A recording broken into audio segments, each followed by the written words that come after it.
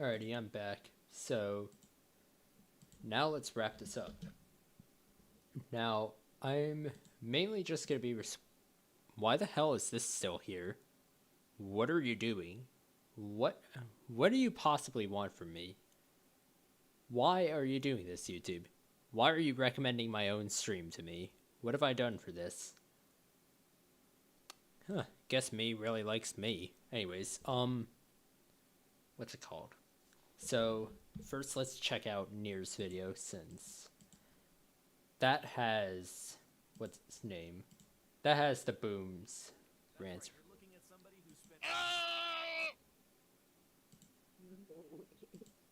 What is this? Oh no. Cringe, I agree. Gaming, indeed. Hey there, this is the One Boom, and we've all heard of a sleeper hit, right?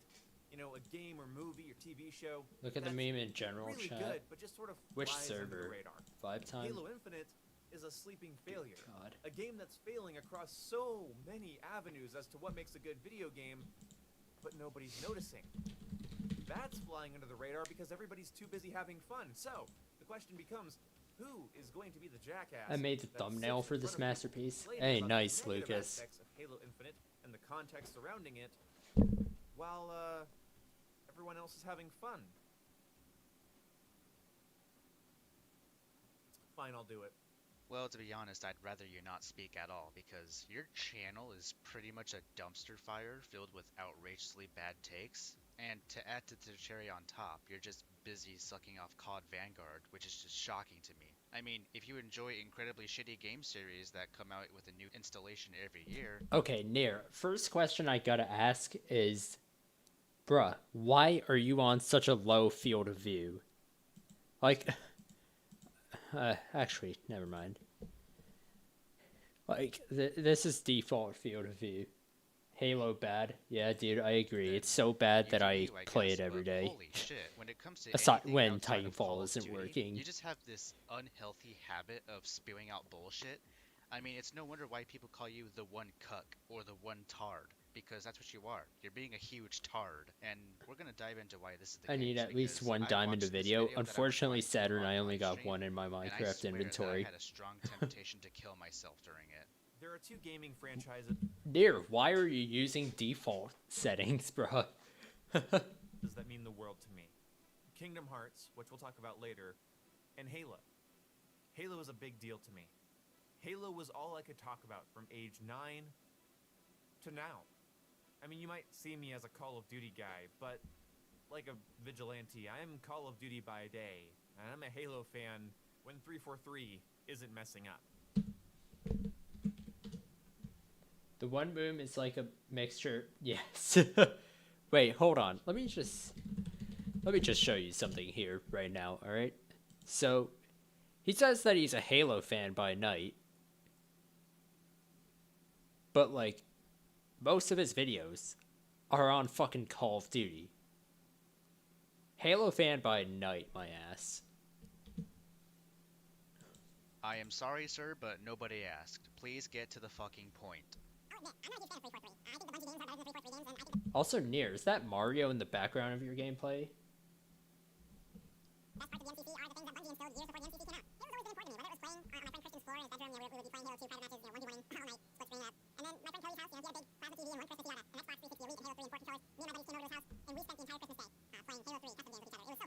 And then, you know, Halo Reach. I can't even think of Halo Reach without thinking of my friend Mike, who recently passed away about a couple years ago now.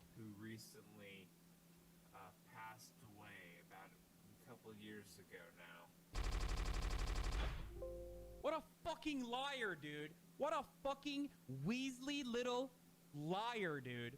What a fucking Weasley little liar, dude. Holy shit, dude. Excuse me. Holy Sorry. fucking I'm out of shit, control. I dude. apologize for that. Literally lying. Still lying to his audience. Ooh, okay. I know I said get to the point, but holy fuck, man. If you're trying to gain sympathy points, don't try to manipulate your wording. Use He said you told him get to the point, and he got to the exact wrong point there. He looks exactly like him. Yeah, you're right. he does actually look a Said lot your like friend Scott the Woz, but like recently in all the passed wrong away ways. about a couple of years ago. My guy. He looks like a hybrid of Michael Reeves and Scott the Woz. He looks like if they got fucking CRISPR'd into one person.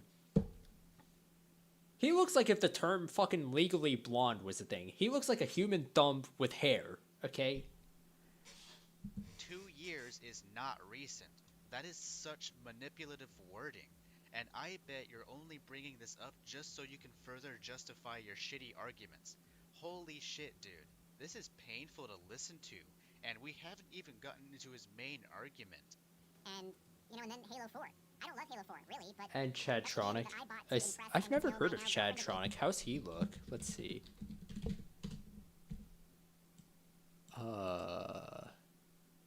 Oh my god, you're right. What the fuck?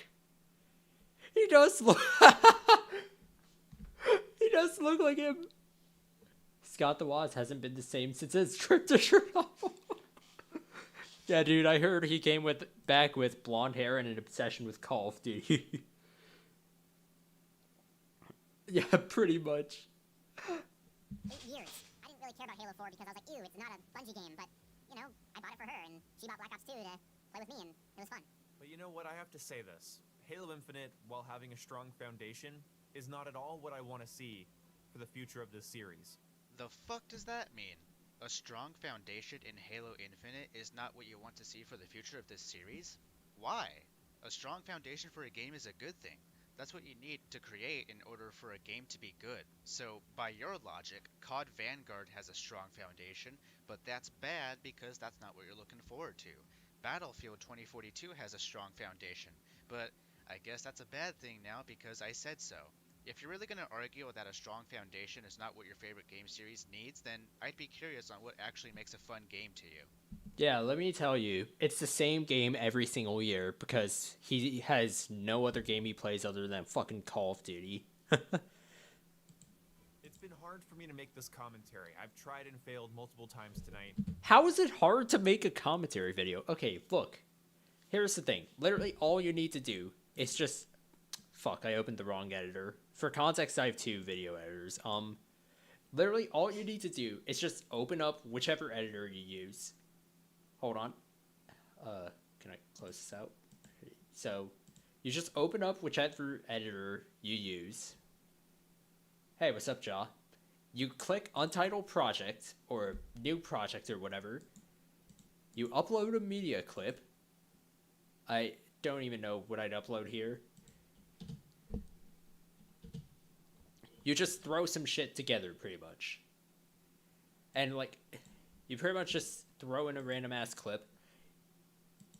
Why am I giving a tutorial on how to do a comment? I'm too old for this shit. But still, like, it's not that hard to do commentary.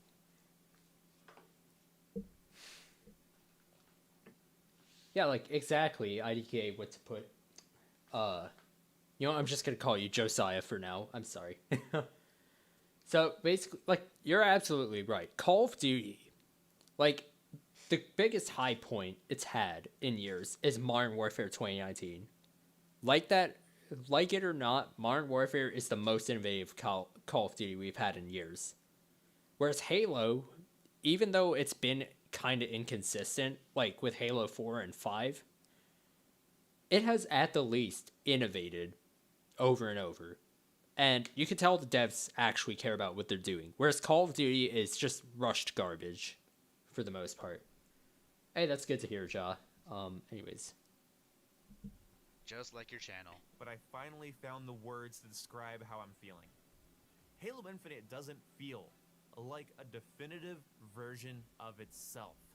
Halo Infinite feels like a marketing campaign. Halo Infinite feels like an ecosystem. Halo Infinite does not feel like a definitive Halo release. It does not feel like a proud moment. What is he doing? He's sprinting with the flag. Oh my god. I know this is nitpicking, but like, bro, the gameplay. Halo Infinite goes crazy. You played it, John? It's great, honestly. I mean, I ain't gonna disagree. I was playing it a bit earlier. It's great. In gaming history.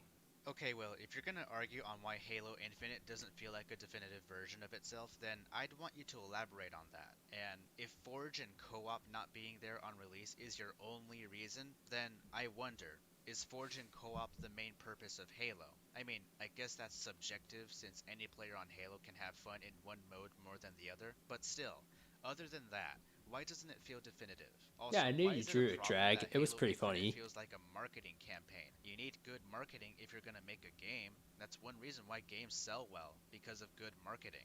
If Halo Infinite didn't have that, then the game would be dead on arrival. See, if you're gonna be a reviewer, elaborate more on your points, because that's what you're not doing. I know a lot of you see me as the guy who whines about Call of Duty, but honest to God, I discovered the Flood for the first time on my dad's computer playing Halo CE. Well, the house was empty on, get this, Halloween night. You don't recover from that as a child. You don't come back from that. You're done. Your nightmares are sealed from that moment on. Imagine being like 9 years old, alone in the house on Halloween night, discovering the Flood in a dark room for the first time. Nothing will ever replicate that for me again. Yeah, Halo Infinite, in my opinion, is like the easiest Halo. Like, not in a bad way, by the way. It's easy, but also challenging enough. Sort of like Titanfall 2 is. Like, Titanfall 2, let me show that off for a moment. This game right here is really easy to play, but it's hard to master. Similarly, so is Infinite. The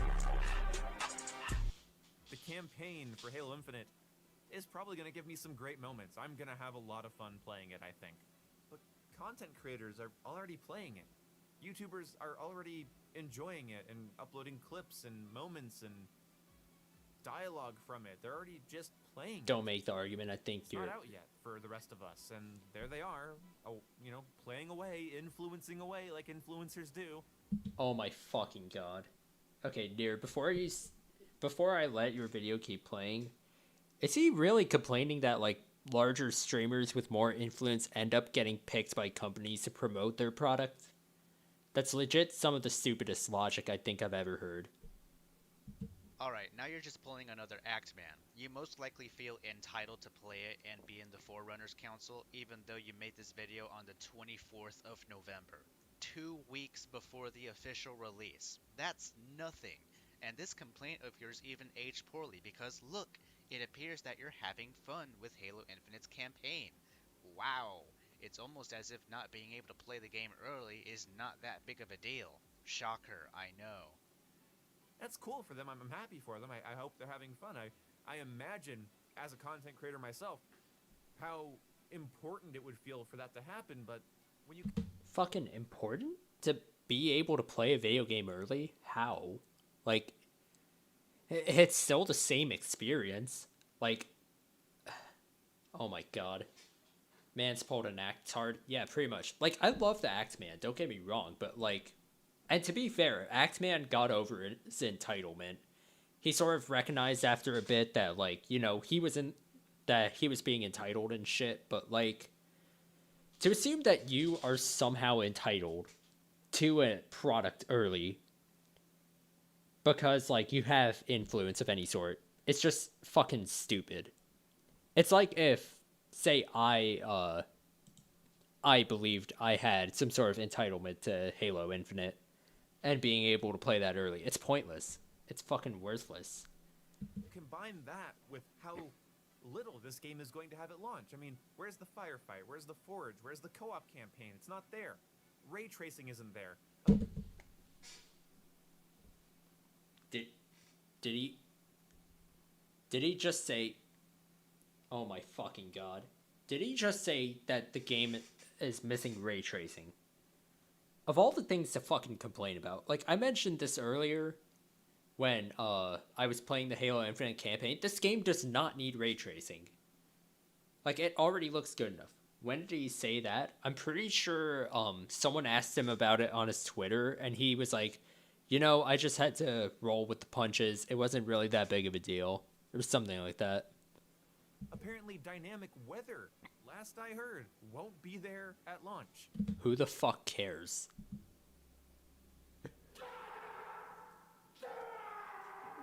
Ray tracing, 4K 60. Since when did Halo players care about ray tracing and dynamic weather? Fucking really? That's a giant issue for you? Fucking hell, man. Your arguments are so retarded that you'd make Harmon Smith blush. If you want ray tracing and dynamic Ayo, Harmon Smith and fucking One Boom fanfic when? When's that happening? Someone give me a timeline on that. I'm curious now. weather, go play Battlefield 2042. I mean, look, the game has a fucking tornado. Go up to the tornado if you want your dynamic weather.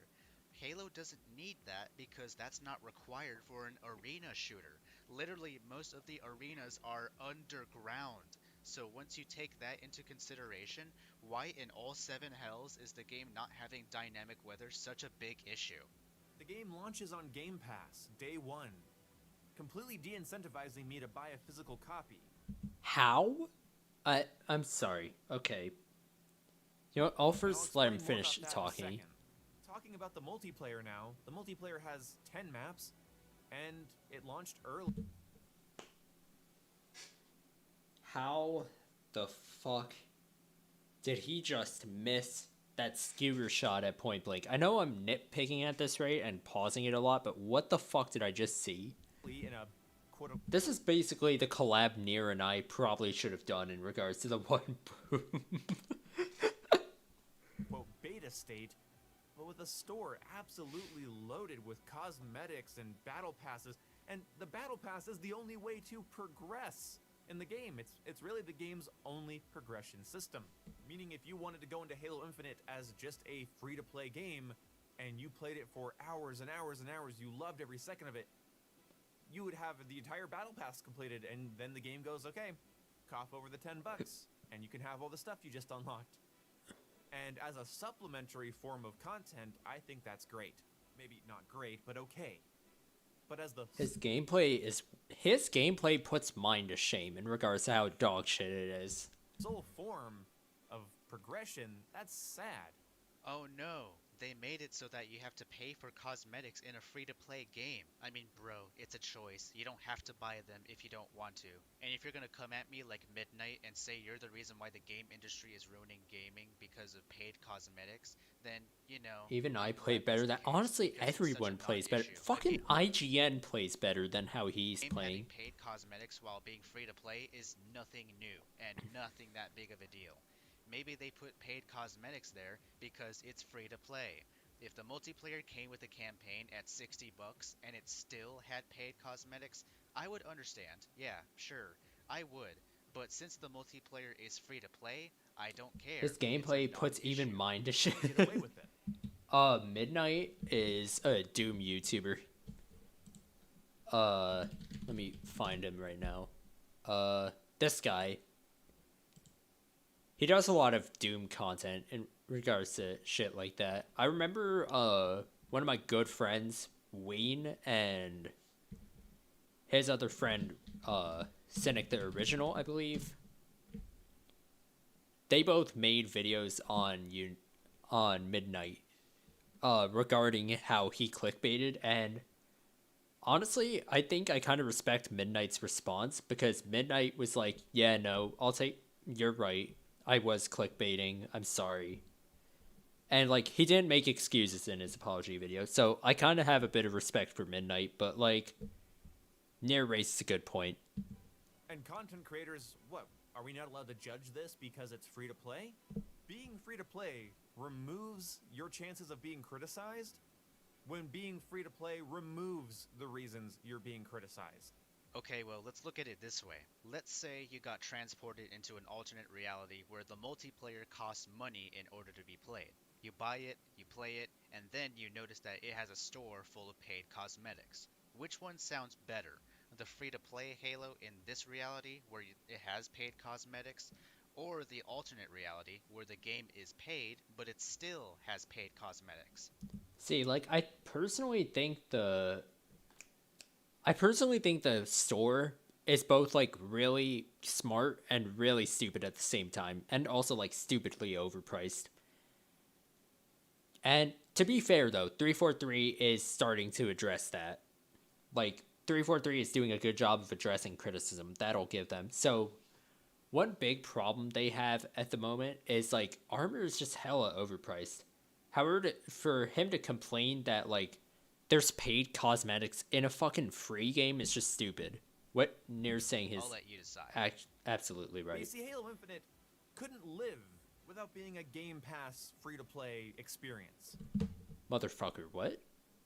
It wouldn't last a second with how it's launching. Okay, What? well, you literally just complained that the game is free to play, and now you're saying that if it wasn't free to play, then the game would be dead. I'm gonna have to ask you to. Keep that same energy. As a $60 game. Now, people would have bought it because it's Halo. It would have sold well.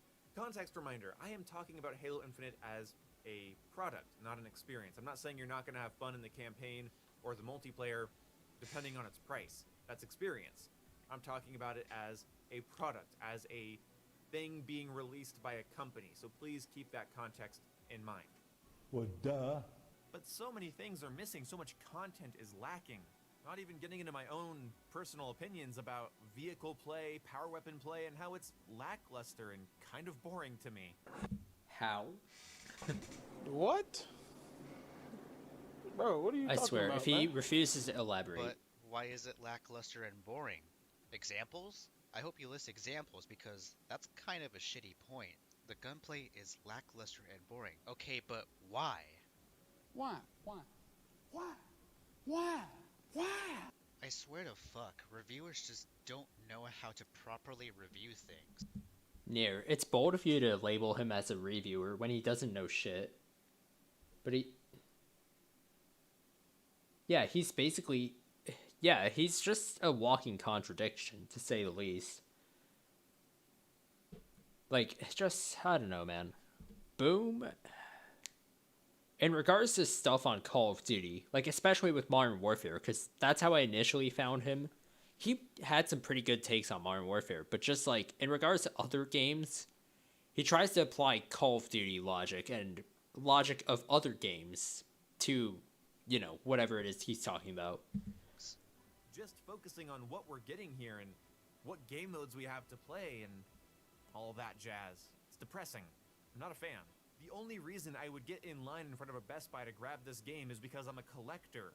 I mean, I pay for Game Pass, so I might as well utilize Game Pass to play Halo Infinite. There's no reason for me to own a physical copy of this. Okay, well, this has nothing to do with why Halo Infinite is a sleeping failure, so... With the power of editing, we'll be fast-forwarding this shit. It's not a definitive version of itself. Most of the stuff I love how there's just that one clip of Lucas in the background. that makes Halo last for me is coming in an update. It's not on the disc. The multiplayer is free. And the campaign, while I imagine I'll have fun, I mean, I need Forge. I need co-op. Did he just fucking waste a repulsor there? Please tell me that was a misclick. That's what gets me into Halo. That's what keeps me playing, and my friends playing for years and years and years and years. The timelessness, the iconicness of I Halo swear to is God. missing here. Are you retarded?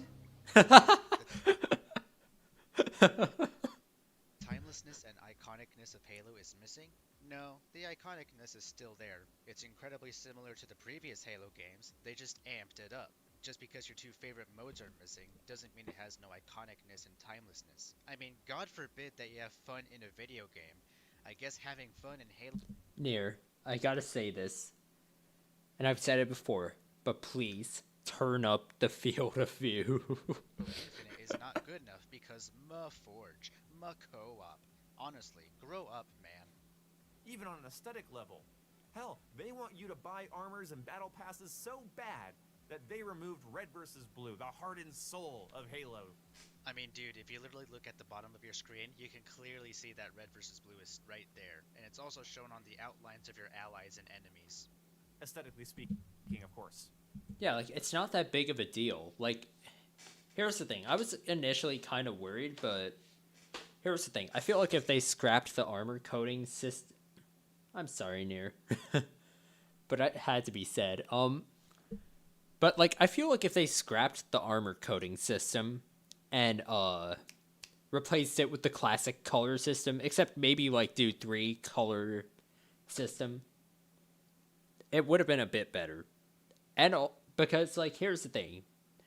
They already have, like, the perfect foundation for good customization. what they would need to do is improve progression and add a few more free rewards, like with the Tenrai event. And then I think they would probably have a pretty decent customization system. But like to assume that red versus blue being removed hampers customization is just stupid, because like if anything, having red versus blue took out the customization value. Aside from the campaign, of course. I mean, it's a small thing, but it's one other element of Halo magic sort of removed for the What? purposes of selling armor. And that armor looks pretty ugly in game when it has a big outline around it.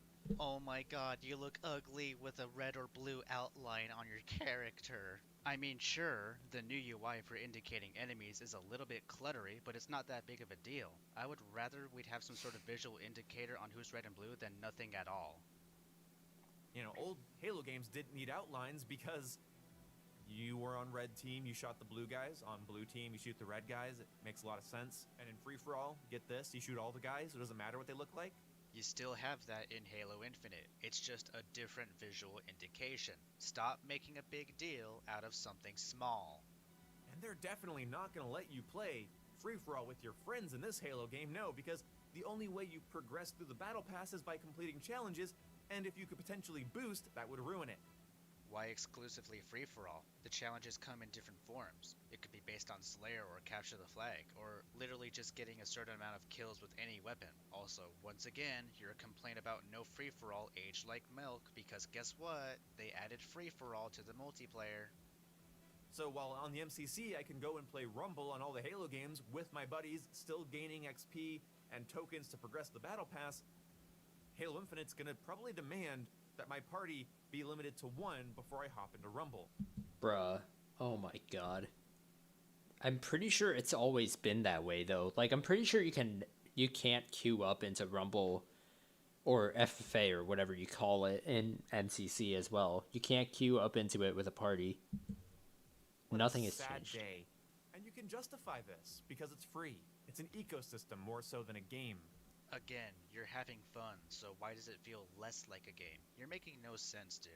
I said I'd talk about Kingdom Hearts. At this point, he's just trying to find something to complain about. So I'm going to talk about Kingdom Hearts for a second. Oh dear god, this is gonna be painful. When Kingdom Hearts 3 was coming out, I waited so many years for that. I was so hyped for that. I pre-ordered the digital version and a physical special edition from Amazon. So on launch night, I stayed up, took a bunch of caffeine, and just played the game until I couldn't keep my eyes open anymore.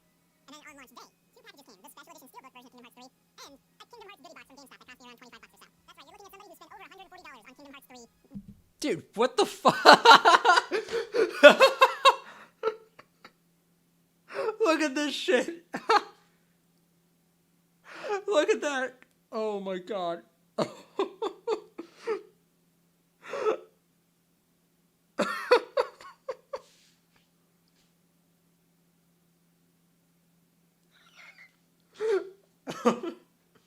I'm sorry. I'm sorry. Okay. Okay, breathe. It's fine. It's not that big of a deal. Let's just... Games and merchandise. Kingdom Hearts 3, despite its flaws, is a definitive Kingdom Hearts game, only missing one core feature in my opinion, and they sort of righted that wrong with its later. I can't stop.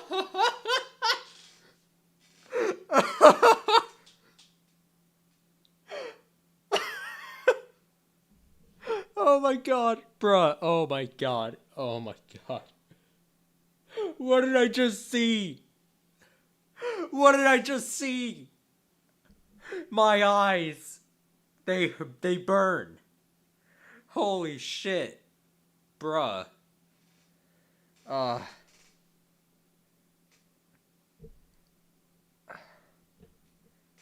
don't think I'm ever gonna mentally recover from that image. I don't think I'm ever gonna mentally recover from that. DLC, which unfortunately cost me more money.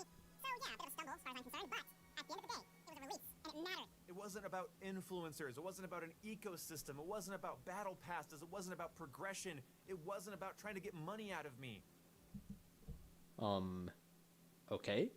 I'm pretty sure that was that Kingdom Hearts was a single player game and not a multiplayer game. So, It got money out as far as I know. of me by being itself. being a definitive version of itself. That's what Halo Infinite is doing as well, bruh. Once again, you never elaborated on why Halo Infinite doesn't feel definitive. The only reasons you gave were no forging co-op and paid cosmetics. That's it. That's all your main arguments, both of which are dog shit, and also you tried to gain sympathy points by manipulating the viewers about your dead friends just so you can justify these arguments, which is scummy. See, like, here's the thing. Regardless of if your friend enjoyed Halo Infinite or not, see, this is the example you mentioned earlier of what he did with his dead friend is like when Zombie Kills used Breonna Taylor's name in order to try and get a free Xbox. Not try, actually. She got it. Like, she deadass used a dead girl's name in order to get a fucking Xbox. Here, right here, same fucking energy. Like, it's just scummy as fuck. I mean, you haven't really done a good job at explaining this shit, man. I would have hated a free-to-play Kingdom Hearts game that I download and then it gets better over time and content and features I want get added over time. I already had to buy a DLC to get the content I wanted in that game, but in Halo Infinite, I just have to sit on my goddamn ass waiting for what? Things that have been in every Halo at launch. Okay, I hate to break it to you, Chief, but have you seen the amount of maps that Halo 3 initially launched with? Have you seen the amount of content Halo 5 launched with? It was a pretty measly amount of content as well, so nothing has really changed in that regard. What the fuck? And also on top of it, 343 has been doing a better job with responding to criticism than they have in previous years, because they finally understand what they're doing with the franchise. This is not a definitive Halo release. This is not what Halo should be. Halo should not be a stagnated release. Okay, you get the Did he just fucking melee the air while shooting at someone? Oh my god, wow. multiplayer in November, the campaign in December, unless you're an influencer, then you get it early, and then you go down the line, and then you get stuff like co-op campaign and How is the multiplayer even relevant? Forge and maybe a fire Wait, no, how is the campaign here even relevant? Like, fight mode. it's not. And then the campaign will have dynamic weather later then. Fuck you! Again, boo fucking who, you have to wait for 2 modes to be added to satisfy your man titties, even though you're already having fun with the multiplayer. And then later down the line, you made a video praising the campaign. I mean, do I even need to elaborate on why this argument is fucking stupid? This has to be free to play. It's not pro-consumer to be free to play if you literally could not have survived in this market without being free to play, and that is what Halo Infinite is. Oh my god. Okay, so how do you know that it wouldn't survive if it would? Okay, so here's the thing, okay? Halo Infinite, even if it was paid, realistically, it would still get a lot of support behind it. Because first off, it already had an amazing marketing campaign behind it, which showed people what Halo was all about. Second off, it's Halo. Halo has always made headlines at some point. It's just like Call of Duty and Battlefield at that rate, except, here's the thing. It's always had some sort of impact on the gaming industry. It inspired several shooters to this day, kind of like how Doom did, albeit on a larger scale. I feel like Doom and Halo together inspired arena shooters, and right here, that would have been enough to carry it right now, because people would be looking for a new Halo shooter, especially since it had been 6 years since Halo 5. So to conclude, people still would have been buying it. It was not free to play. I want you to elaborate on that. Oh wait, he's not going to, because that would require a brain. Because if you compare it to the other Base sneer. $60 Halo releases over the years, it does not stack the fuck up. Luckily, it's fun. Oh my god, if this would have been another Halo 5 divisive argument generator, then okay, yeah, then it's really a bad deal. At least they know how to make a fun Halo game. They just can't put it in a package Dude, his gameplay literally puts IGN to shame in regards to how bad it is. that's worth any money at all. Okay, well, if you're having fun, then why isn't it worth the money? You're literally contradicting yourself with that statement. If I pay money for a game and I have fun with it, then the money was worth it. I wouldn't be going, oh wow, this game is so much fun. Dude, his fucking face right there. Oh my god. I'm gonna make a rant about it. That's fucking retarded. You are shit at making criticisms of games. If I was you, I would take that Keyblade of yours and just end it right there. Because holy fuck, you are bad at reviewing things. Explain to me in the comment section how this is acceptable without using the word free, without using the fact that it costs nothing. I mean, oh my god. So he's basically, As a reason. you know, I'll get to it after he Without finishes using his Game comment. Pass as a reason. Explain to me how this is what Halo should be. I'm glad you're having fun. I'm having fun. I've had If you're having fun, then why the fuck are you complaining this much? good times playing the multiplayer. Okay, well, there's your answer. Because you're having fun. I mean, God forbid that, am I right? Isn't that what video games are for? To have fun and escape the outside world? Isn't that what's happening when you play the campaign? Why is it Hey, FaZe Near right there hitting a no a scope. bad thing that you're having fun with the game? Why is that not good enough? And why is the game being free to play unacceptable when you're having fun? Just stop, man. Stop making fucking videos. You make no fucking sense, and all of your arguments are incredibly flawed. This video was nothing but pain and agony to sit through. You know what? I'm done with this bullshit. For the rest of his video, he just compares this game to COD Vanguard's launch, which, funnily enough, he excuses the shitty zombie mode in that game with, hey, it'll get better over time, Bruh, even really? though that Talking why about he's one mad at boom? Halo Infinite. Yeah, Seriously, so go are fuck we. yourself, one boom. Anyways, I hope you like this video. Be sure to subscribe because I need clout. Well, that marks the end of that. So now we are going to move forth to the next video, which is quite retarded, to say the least. This is actually a real feature on Google Pixel 6 It's from the same guy who said that Halo Infinite's multiplayer was trash because it didn't have iron sights. I'm actually considering doing a video on this one Pro. It's called because Magic it's Eraser. just that bad. Like, this man's channel is literally a train wreck that you don't want to watch, but you feel like watching anyway. Chill about this. I already found a personal loan through Credit Karma, and I could see my Hello, welcome back to a new video game review. Recently I've been playing the new Halo Infinite campaign mode, and as an avid fan of the Halo series and sci-fi shooters in general, I just had to play this game. Unfortunately, I was very disappointed. So it's been a few years since the last installment of Halo, and with this Halo, in the beginning it starts off just like any other Halo, and then you start to realize that it's a very different game. The game begins in typical Halo fashion, where Master Chief gets knocked out and then he's floating around, and he gets rescued by some random guy. Where does he get knocked out? And Get then Master ad blocked, Chief's I'm systems too come lazy. back online, and you have to do this really annoying test where you look to the sides, up and down. I don't know why, but it seems like in every Halo game, you start off the game by having to look left and right and up and down. What is the point of this? It didn't happen in Halo 5 last I remembered.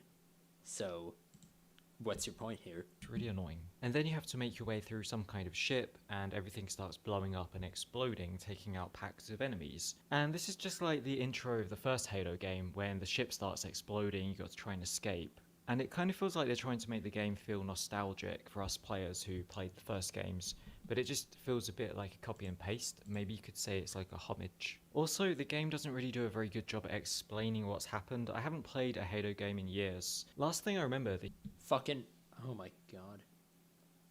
humans and the Covenant Let's became see. allies and teamed up to fight against the Flood. But now you're fighting against these Covenants, which are called the Banished. So technically they're not the Covenant, but they have exactly the same kind of troops. And I think the humans have been defeated or something like that. The game just did a really bad job at explaining the story and setting things up. And Bruh, how?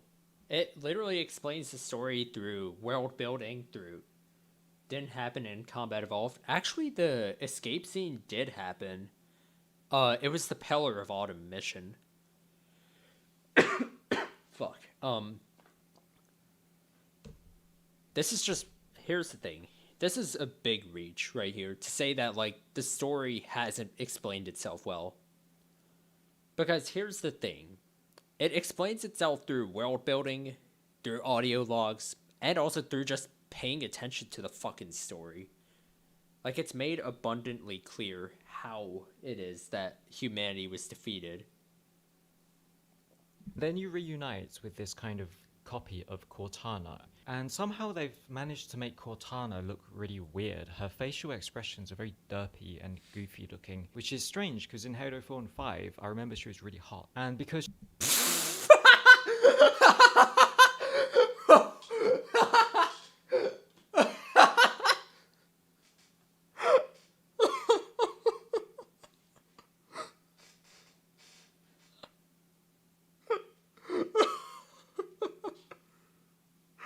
Of all the reasons to state why it's bad.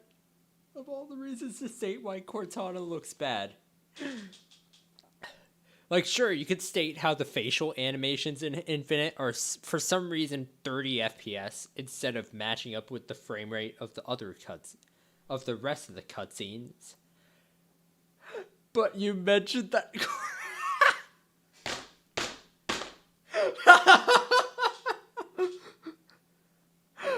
This isn't even Asian Anisian by this point. It's just Asian retard. Bruh. I bet he wants some actual Cortana hentai. I mean, man, what can I say? You can always just Google Rule 34 Actually, probably shouldn't Google that on stream. That's just not gonna end well.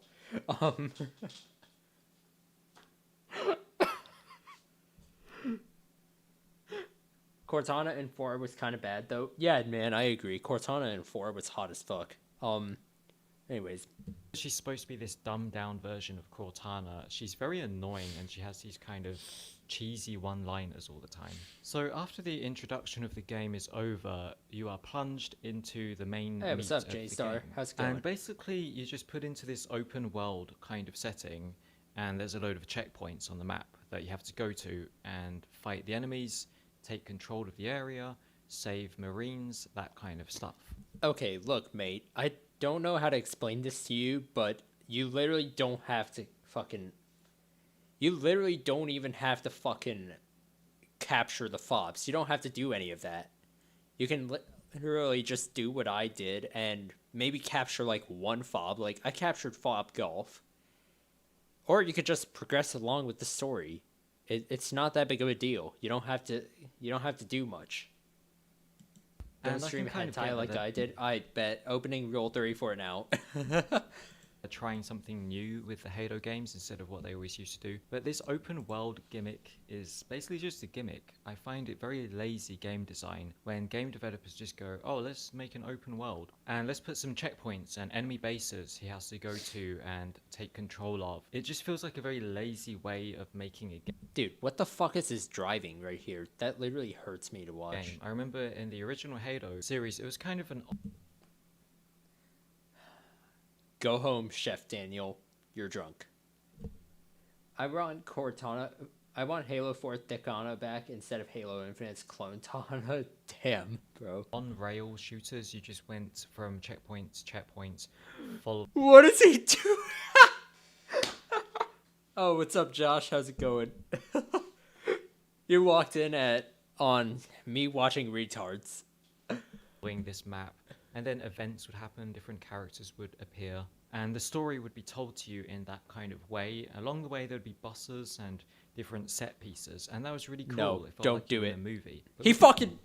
I swear to God. Oh my God. Oh my God, bruh. I swear, if he tries to drive up this entire fucking mountain, I'm actually gonna... this new Halo, you're Don't just do going it. around this big Don't map fucking do it. from checkpoint He's to gonna checkpoint, do it. and it just doesn't really Okay. have that same cinematic feel. Remember all the cool stuff that happened in the original Halo games, like saving Captain Keyes and boarding the Covenant flagship and trying to find the Autumn of Pillar wreck site. Why does he sound like the same dude who claimed his fucking back hurts? I don't know. I've never heard that dude. Since they added to playlist to Infinite, bro, you gotta get back to the campaign, man. It's great. But it is good that they it is definitely good that they added the playlists. Like, I think it's good that 343 is listening to feedback. It shows that they care. Like, to self-destruct it. There was just so many cool missions in the original Halos, and then this new Halo Infinite just feels like you're going from checkpoint to checkpoint, killing the enemies and saving what was that aim? What the fuck was that aim? Marines. It just doesn't really feel the same. All the gameplay so far is just like you go to one base where the enemy is, and then you press X on the control panel, or you have to carry the power seed. Why is he using a bulldog from long... Single player is kind of boring. Yeah, I kind of get where you're coming from. The open world is a fucking... Like, it gets annoying sometimes. Like, here's the issue with open world games. And one of the missions in Infinite actually shows this off well, because you go around the entire map just completing a singular objective. Like, it shows a big issue with open world games, and that is that, like, traversing it gets annoying at times. And, like, I can get behind that. However, at the same time, I don't think it's that boring. To the generator, and then the boss appears, and then you take out the boss. It's very repetitive and very grindy kind of gameplay. It reminds me a bit of Destiny. Oh my god. Imagine... I like the same... Oh, yeah, finals... I feel your pain, man. I had finals earlier today as well. Imagine comparing Halo to Destiny. Like, here's the thing, okay? Destiny is a looter shooter, which took quite a while to get to where it is now. It took quite a while to get to being considered an actually decent game. Whereas Halo Infinite is a balls-to-the-wall shooter. It's a classic. He beat the campaign with only that grapple shot upgraded. See, that's the thing that I like about Halo Infinite. You're not forced into upgrading your shit like you are with Destiny and other games like that. You have the option to upgrade your stuff if you want to. Like, hell, you could literally run through the entire campaign not using equipment at all. Yeah, dude, like, here's the thing. The only thing that Destiny and Halo have in common, and this is from a fan of both, okay, is that they're a first-person shooter set in the future. Like, other than that, that's where the similarities stop. Yeah, the grapple hook is great. Anyways, moving forward. Destiny also had this sort of gameplay mechanic where you're just on this big open map. It's got a bunch of stuff on it, a bunch of enemies and bases and checkpoints and random missions here and there. And then you just go and choose which one you want to do. It's kind of... where? Strange because... Actually, that's true. There is technically adventures, but, like, those are optional. Similarly, so are the other missions here. Bungie the only thing the that you really have to complete is, like, Halo to make Destiny, story and now missions. 343 Industries, who took over Halo, are now copying Destiny. It's just kind of weird. It feels like they ran out of ideas. They thought, well, what's Bungie doing now? We'll just copy them. Literally, the only similarity they have is being first-person and open world. And even then, Halo's open world is more engaging than anything Destiny has put out recently. Now, for the gameplay, I guess it's okay, but... And this is, again, coming from a fan of both. Like, I love Destiny. It's one of my favorite games, but, like, such a retarded comparison right here. There's nothing really new. Doesn't really feel anything different from previous Halo games. If you like the Halo shooting experience, then you'll love this as well. There's quite a lot of new weapons. There's new gadgets. Don't like jump the grappling down. Hook. I'd say the grappling hook dare. is the main new feature attraction of the game. And yeah, it's quite fun. There's a lot of cool things you can do with it. You could grapple hook onto enemies and then melee attack them, or you could grapple hook onto ledges and swing up there. Feels a bit like being Spider-Man. And for the weapons, you've got the traditional bog standard Halo weapons like the Needler, the assault rifle, the rocket launcher. Then you got a bunch of new weapons. And these weapons are kind of like in the theme of the Banished, who are the D1, D2, absolutely. Like, here's the thing. I feel like D2 is definitely slowly getting better. But, like, for personal reasons, I like D1 better. Like, here's the thing, okay? D1, especially in regard... I like its patrol zones better, especially. Because patrol zones, unironically, are, like, my favorite piece of content in Destiny. Because, like, if I just want a place to mill around in, I usually just go to whichever patrol zone I really like. Like, and I think the closest they've come to replicating a Destiny 1 patrol zone is either the Dreaming City or Europa, but that's really it. 2 entire patrol zones replicate everything from D1. The new enemy faction now. And these weapons have a very primitive kind of feel. They don't feel very futuristic. Almost all of them fire metal slugs, metal bullets, and they have bayonets attached on the end. What? Did he just not use any weapon other than the banished weapons? And even if he used the banished weapons, is he just ignoring the existence of the Ravager? I didn't really get too deep into D1. Yeah, it is. One thing I'll admit about Destiny in general is, like, it's confusing for newer players to get into. I guess it's supposed to reflect the brutalness of the brutes. I don't know, I just wasn't really that impressed with these weapons. I thought the weapons from Halo 4, from the Prometheans, had much more interesting weapons with all the orange globby effects and the way the weapons were Bruh, so aesthetics make a weapon more interesting? That's some retarded shit. Like, here's the thing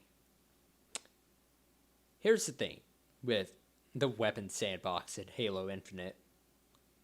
It's focused around being good weapons first, and then aesthetically being good next. Whereas in Halo 4, the Promethean weapons, the only really useful Promethean weapons I feel were the light rifle and the incineration cannon. They became useful in Halo 5, sure, but that's not, but like, even so, still fairly bland. Lucas, I'm gonna be honest, I think the only raid I did in Destiny 1 was VOG. I didn't really have many raid teams together because social anxiety, haha. However, yes, I do agree D2 was pretty unnecessary. But, like, I don't know. It's just unnecessary. transform and stuff. And in Halo Infinite, you've got this kind of metal slug firing harpoon gun and a revolver gun and this kind of flamethrower grenade launcher thing. They aren't What is his aim here? terrible, it's just I wasn't very blown away or impressed by the new weapons. Also, the new main villain of the game is not very interesting or intimidating, and I don't really feel this impending sense of doom that the original Halo games had. In the There was no villain in the original Halo games. You kind of had this desperate struggle and fights for survival of the human race against this technologically superior alien race that was hell-bent on our destruction. And, same case here, nothing has changed. It's literally still about a technologically advanced race, except this time, the technologically advanced race fucking won. And you really felt like, how are we going to win this? How are the humans going to survive when all we have is Master Chief? I love that whole atmosphere of... Yeah, and that's the same thing that happens here. Except this time it's about how is Master Chief going to rebuild in the face of an enemy that defeated him prior. Humanity having to fight for their survival and retreating back to Mother Earth, planet by planet, losing each planet on the way back. And this new Halo Infinite just doesn't really have that same feeling. We're just on this Halo ring for who knows what reason. There's a bunch of Marines scattered here and there. I don't know what's going on. And this... Oh my fucking god. Oh my god. So, you know that the UNSC lost against the Banished. And you're confused as to why they're scattered around the ring? Give me a fucking break. The side characters are just kind of annoying. You've got this new version of Cortana who's just really annoying and cheesy. Then you've got this whining Spanish guy who's the pilot. Hey, what's up, Retro? How was No Way Home?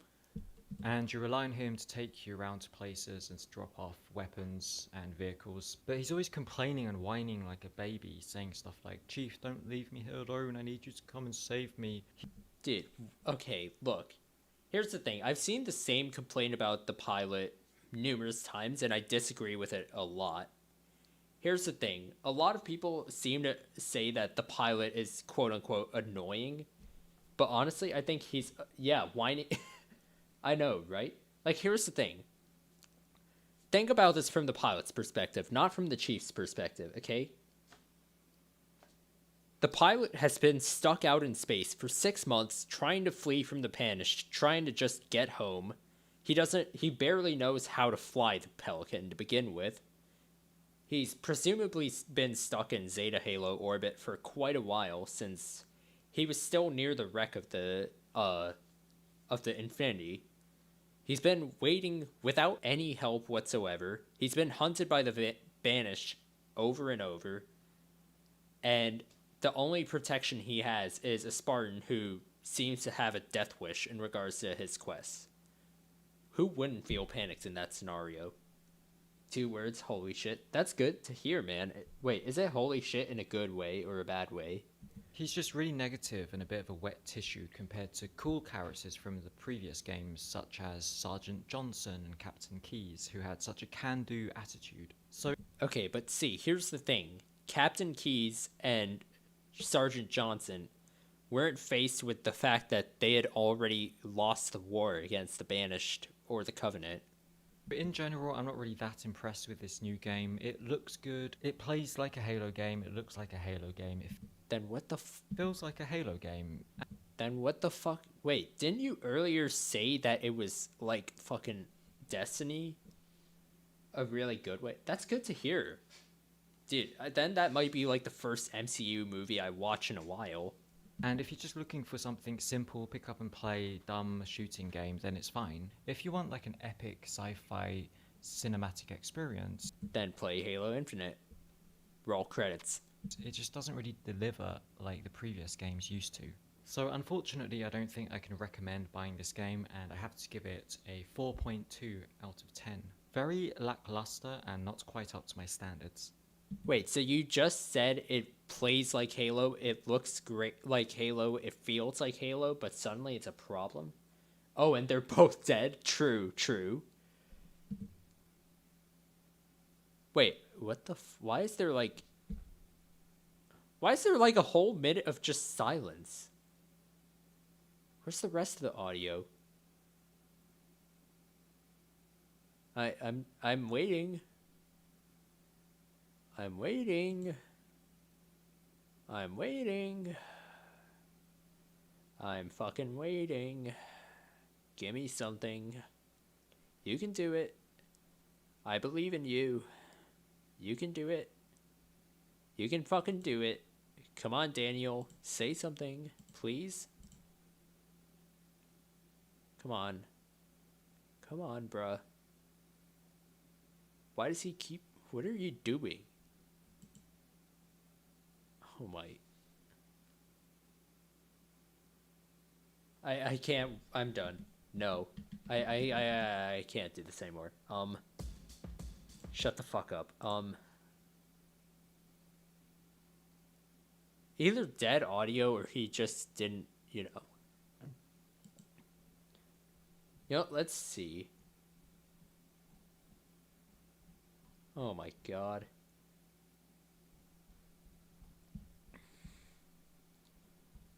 Wow. Alright, but now let's look at a final take from Kotaku, of all places. Quality ass content. Honestly, man, yeah, dude, don't you love it when like the audio cuts out at the very fucking end? Anyways, let's read this Kotaku article in regards to Halo Infinite. Halo Infinite's campaign opening is awful. 343 Industries forces players to eat a bowl of misery before they're allowed to play the proper game. Alright, let's see how it is that they justify this. I'd usually try to open things with an eye-catching screenshot. Infinite's opening offers no such opportunities. Are we gonna forget about the intro cutscene? Are we gonna forget about how Escharum appears and talks to Chief? No? Understandable. For a game sold on its wide open spaces, player freedom, and great sticky up hexagons, Halo Infinite's opening couple of hours could not be much less representative. The fuck? Okay. I mean, it's still a sandbox shooter. You still get enough freedom in regards to it. I feel as though someone remembered the Elder Scrolls 4 Oblivion's open sewers and thought, I wish that could have lasted a billion times longer. Thanks, Kotaku. At the start of Halo Infinite, John Master Chief is floating in space, having been beaten in a space battle.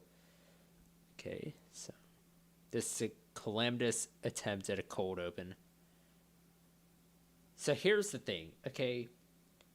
I feel like the opening 2 missions were just really meant to get players oriented with the game mechanics. It is the most bizarre and troublingly obvious decision by 343 that they thought everyone playing would remember the climactic events of Halo 5, released 6 years ago, in such detail that they'd recognize they weren't supposed to know what was happening here. You're not supposed to know initially, though. You're supposed to find the story through, just playing the campaign, just listening to audio logs as well. It's pretty stupid. There's some guy we don't know who talks to Master Chief about a war we don't remember, with an enemy that only previously appeared in Halo Wars 2. It's like being trolled. Honestly, I feel like the Banished is probably the best way they could have gone about making a new Covenant-type enemy. Because here's the thing. If they had just kept using, fragments of the Covenant like they did in Halo 4 and 5, it would just blow the fuck out. It would just blow back in their face, pretty much.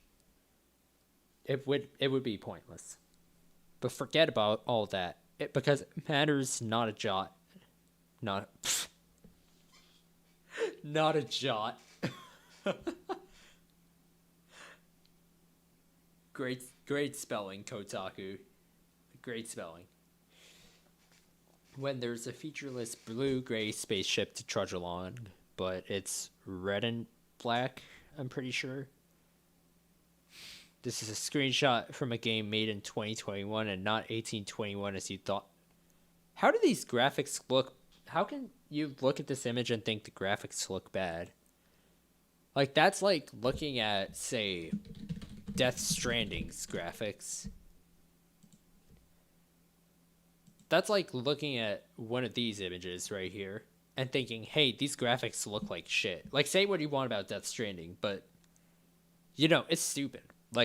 This is not PS2 graphics like this games journalist seems to be implying. Yes, I know this is nothing new. Games have, since three-dimensional corridors were possible, thought it a good idea to begin with the most linear tunnels imaginable. Heck, this is practically a tradition for Halo itself. But oh my goodness, if every other game developer ran in front of a bus, would your studio do that too? What? How is that a problem to have linear game design? Here's the thing, okay? Doom Eternal started out with linear design. Doom 2016 started out with linear design. Destiny 1 started out with linear design. Call of Duty Modern Warfare 2019 started out with linear design. So does Halo Infinite. What's the problem here? It's not that big of a deal. I think I know the idea behind this. It's about creating that moment when you step out from the bleak darkness of an enclosed space and blink, blink, blink at all that sunlight and bucolic green. But this is an effect that can be achieved with just 5 or 10 minutes of corridors, not 2 miserable hours.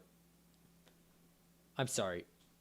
You mean to tell me it took you 2 fucking hours just to get out of the first 2 missions? Jesus Christ. Games journalism at its finest, bro. Games journalism at its finest. Okay, I'm actually getting kind of bored of reading this. Does anyone have any retarded videos I can look at before I get off for the night? I need some better takes than this, because I cannot keep reading out the same shit. Wait, I've got one. I've got one. I may have one. Let's go help people customize and save with Liberty Mutual. We are gonna go for the Volcano Man. Okay, who sat at my desk? Amazon employees earn at least $15 an hour, but $15 is just the start. XGLLX? Actually, you're right. I could do a stream of XGLLX. May not finish it tonight because it's getting late, but we'll see.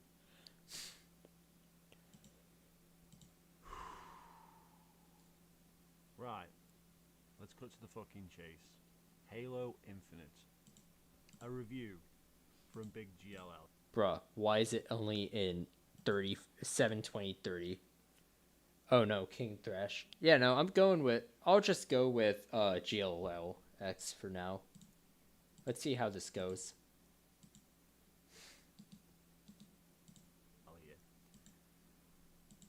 I don't know how to review this game, honestly, because it's not a finished game. There's no co-op at launch. There's no Forge mode. The campaign came out. Bruh, he didn't even spell infinite right. What the fuck? As DLC for the free-to-play game. But see, here's the thing. They never promised co-op or Forge at launch. And also they told us that it wasn't coming. Like, it's not ideal. I'm not trying to say that it's ideal. In fact, I would much rather prefer that it came out with us. But, like, to assume that the game is unfinished when they literally set expectations as to what we should expect is pretty fucking stupid. All the content is locked behind a paywall in the Battle Pass and locked behind another paywall in the store. The challenges are worthless. So this is basically supposed to be a campaign review, but how do you score a campaign by itself? You score a campaign by itself the same way that every other reviewer did, which is reviewing the campaign. You know, review scores are for a full game. So for a full game, this is... I mean, oh my god. Bruh, no one is asking you to review the full game. IGN didn't do it. And I know, like, I never cite IGN as a source. But, like, this is the one time IGN was actually correct. They reviewed the multiplayer and the campaign separately because they were released separately. Almost as low as a Halo 5. You know what I mean? I gave Halo 5 a 1 out of 10, but at least that was releasing as a quote-unquote complete game, even though it was live service. But Halo 5 also had a content drought of a launch. I don't know what you're about. I don't know what you're on about, man. It wasn't free to play. If anything, Infinite is repeating 5's mistake here of a lack of content. But let's see. So I'm not going to give this game a review score because it's not a finished game, so it can't be reviewed as a finished game. Then why the fuck is it a review video? What is the goal here? This is essentially a beta. That's what the game is. Also, look at the frame rates here. Hurt my soul to look at. Just why?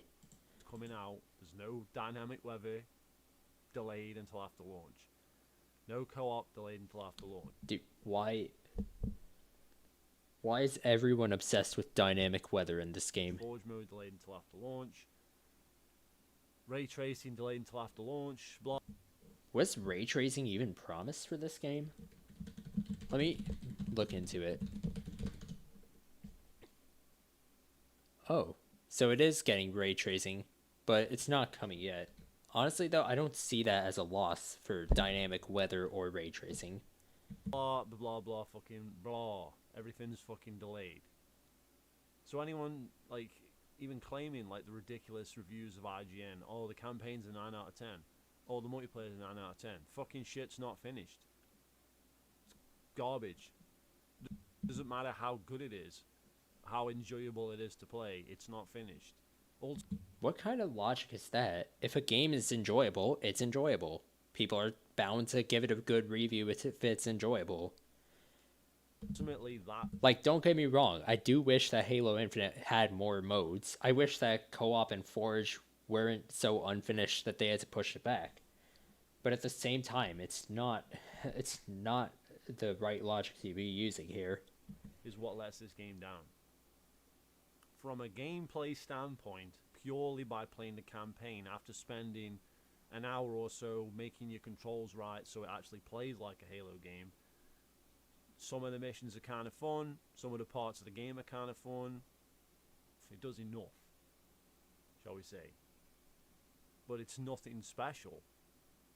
It's nothing special. It's nothing anywhere close to any of the old Halo games. Anyone saying it is just wearing the fucking hype goggles. Bruh. Oh my god. Dude, if anything, Halo Infinite is a successor to Halo 3 ODST and CE. Like, level design-wise, Halo CE. In regards to the open world, Halo 3 ODST. So to say that it's... And also, sandbox-wise, Halo 3. Hey, what's up, Sikif? How do you pronounce that? Sikif? I'm so sorry if I butchered that. How's it going? And, you know, this is like the second time I've tried to make this review. The first time I was all over the place, scatterbrained everywhere. So then, not different from your normal reasoning. Now I think after a few days, I've got some coherent thoughts here. So let's talk about the story. The story that falls flat on its face, the story that we've been waiting for 6 years. The Rise of Skywalker Halo Edition. That's what this story is. Completely retcons the entirety of Halo 5, and this is the shit we get. Nowhere did it retcon Halo 5. It literally... Sikif is fine. Alright, just making sure, man. Welcome to the stream. We are just reacting to some of the most curious individuals on the planet at the moment. Might make a video on some of them, but I don't know. Also, anyways, continuing off the point I was making a bit earlier, it nowhere does it retcon Halo 5. Like, literally, Halo 5 is acknowledged throughout the events of this game. I mean, how can you ignore the previous game in the franchise? It literally acknowledges its existence because there's not really any other choice. And honestly, I think it responds to it pretty well. I was Zayd on Twitch. Hey man, it's good to see you here as well. How you doing? It's been a while since I streamed on Twitch as well. I'm sorry about that. Just life getting in the way. Now, before we get into the story in the actual game, I want you to understand how... Wait, if I'm remembering correctly, aren't you also one of my Titanfall viewers? I feel like you're probably one of my Titanfall viewers. How this story is with an example. An example of a story that me and my brother came up with on the fly a few days ago. Literally on the fly, while playing matchmaking. We came up with a better story for the game. Okay? So, the Banished... Fine if you want to bring in the Banished because you want to focus on Covenant shit. I mean, there's no Flood in the game. There's no Prometheans in the game. They're probably coming as DLC. So we're focusing on the Banished here. So the story that me and my brother came up with on the fly is that Captain Del Tired as hell going down to St. Louis tomorrow. Hey man, good luck. Rio betrays his own people by siding with the Banished. Now this makes perfect sense on like... Also happy holidays, man, since it's Christmas break for a lot of individuals at the moment. Okay, first you're reusing a character that people actually liked from Halo 4, Captain Del Rio. You know, he's an antagonist on the human side. There's no antagonist on the human side in any Halo game. He's like one of the first antagonists in a Halo game on the human side, who's actually against Master Chief on the human side. Are we forgetting about Agent Locke from Halo 5? So, this guy had so much potential to be used in so many, you know, different ways. And also, plus on top of it, Captain Del Rio got fucking sidelined because he was a dipshit who didn't warn Earth about the impending threat of the Didact. Why not have him side with the Banished? And this explains how the Infinity is so easily destroyed, because Del Rio was involved, and he's the one that planted the bomb on the Infinity.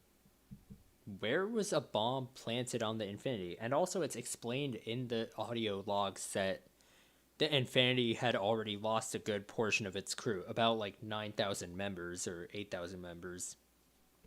So your point is basically invalidated right there.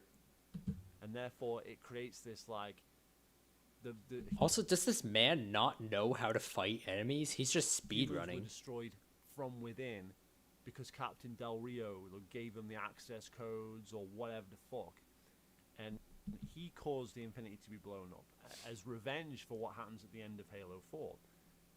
Del Rio loses the Infinity, and Lasky takes command, you know, and he's aggrieved by this, and also on top of it, excuse me, on top of it, with Halo 4 and 5, here's the thing. Del Rio was discharged because he didn't follow his duties.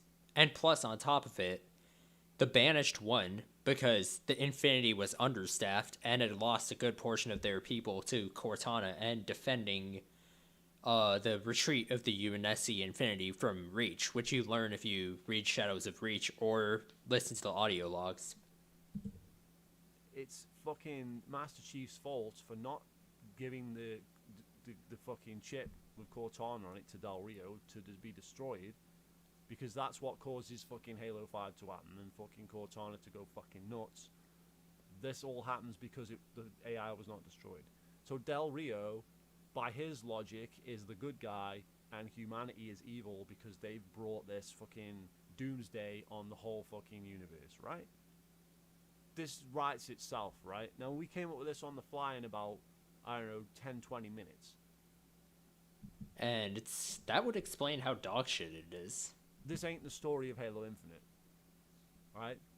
Del Rio's not in the game. Lasky's not in the game. Spartan Locke's not in the game. Well, yeah, because it's explained that Locke was presumably defeated, especially since if you look at, I think his name is Hyperius' shoulder, you can see his helmet and another piece of his armor on his shoulder. As for Lasky, I'm pretty sure he's out there somewhere, especially since you can hear him alive in a few of the audio logs. Palmer's not in the game. Halsey's not in the game. Plus, also, you didn't like the stories of the previous games, so pretty much at this point you're just nitpicking. Wouldn't it be better if they just, like, scrapped a few of those characters, had them sort of fade out? There's 3 characters on the human side in the game. The 3 characters we already fucking know about before we even play the fucking game. New Cortana, quote-unquote, the weapon. Master Chief, who should be dead because he's been flying in space too long, which is completely law-breaking and makes absolutely no fucking sense. Absolutely no sense. And then Brohammer, a.k.a. fucking Fernando. Hey, what's up, Shrek? Who, or Echo 216, or whatever the fuck they fancy calling him at a moment's notice. Fernando there sucks. I'm sorry. He's not a good character. Care to elaborate? And he barely does anything in the game. He just serves as somebody to be captured, so Master Chief has to go out after him. He flies the Pelican. Nope. This is where you're wrong, mate. Here's the thing. The pilot serves as sort of, foil to Master Chief, which, if you don't know what that means from a literary perspective, it means, like, a foil is sort of like a bit of a duality. Fernando moment indeed. Because here's the thing. Master Chief and the pilot are basically polar opposites. Master Chief is all about getting up in the enemy's face and fighting for everything that's right, fighting to avenge humanity, protecting humanity, etc. Whereas Fernando Esparza, the pilot, he's all about trying to get home, see his wife. He's scared. He's been out in space for like 6 months. He doesn't know where he is. He doesn't know how to fight the Banished. He can't do anything. That's it. That's all he does in the whole game. And bitches and moans and pisses and moans and complains and cries. Dude, why does everyone complain about the pilot's, like, fear throughout? Like, wouldn't you be afraid if you'd been stuck out for 6 months straight, like, being hunted by the Banished with no way to power up a Pelican and fly home on a whim? It's about how he shouldn't be here and blah fucking blah. He's one of the only people left alive. because he stole a fucking pelican. Plus, Fernando helps. Yes, absolutely. Like here's the thing. Him to me, he seems like a testament to what humanity is by this point in the Infinite storyline. Instead of feeling like, just some shitty side character, he feels like humanity's desire to just escape every problem. Whereas Master Chief is like humanity's desire and ability to fight back and overcome. Originally with the pilot, I felt like he was... Yeah, like, there's the thing. There's the thing right there. He's not like Chips Dubbo or Sergeant Johnson. He's not some fearless Marine. He's like he said it himself, he's a fraud. He's a civilian. Right? He stole that shit. And fucking ran. That's his story. And we're supposed to like this guy. Why?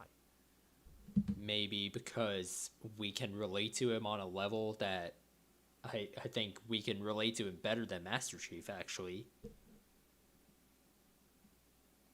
The desire to escape isn't seen outside of any flood levels.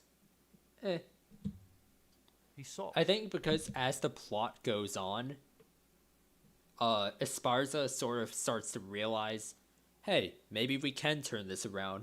Maybe with Master Chief's help, we can finish the fight, so to speak. Where the fuck is Lasky?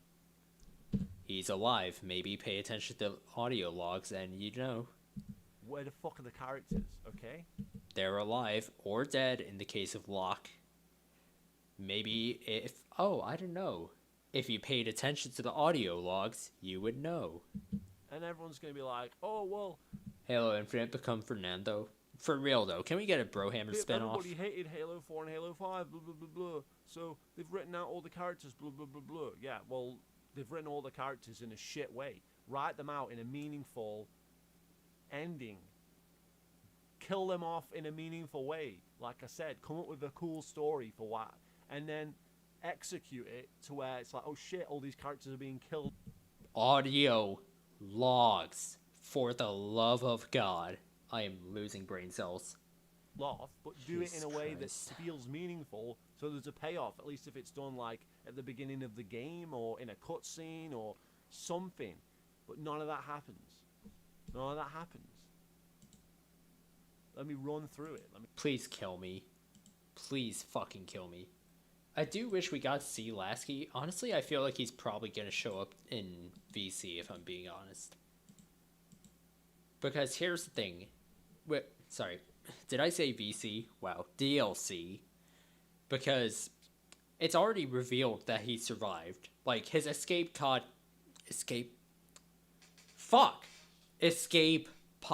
got off the Infinity.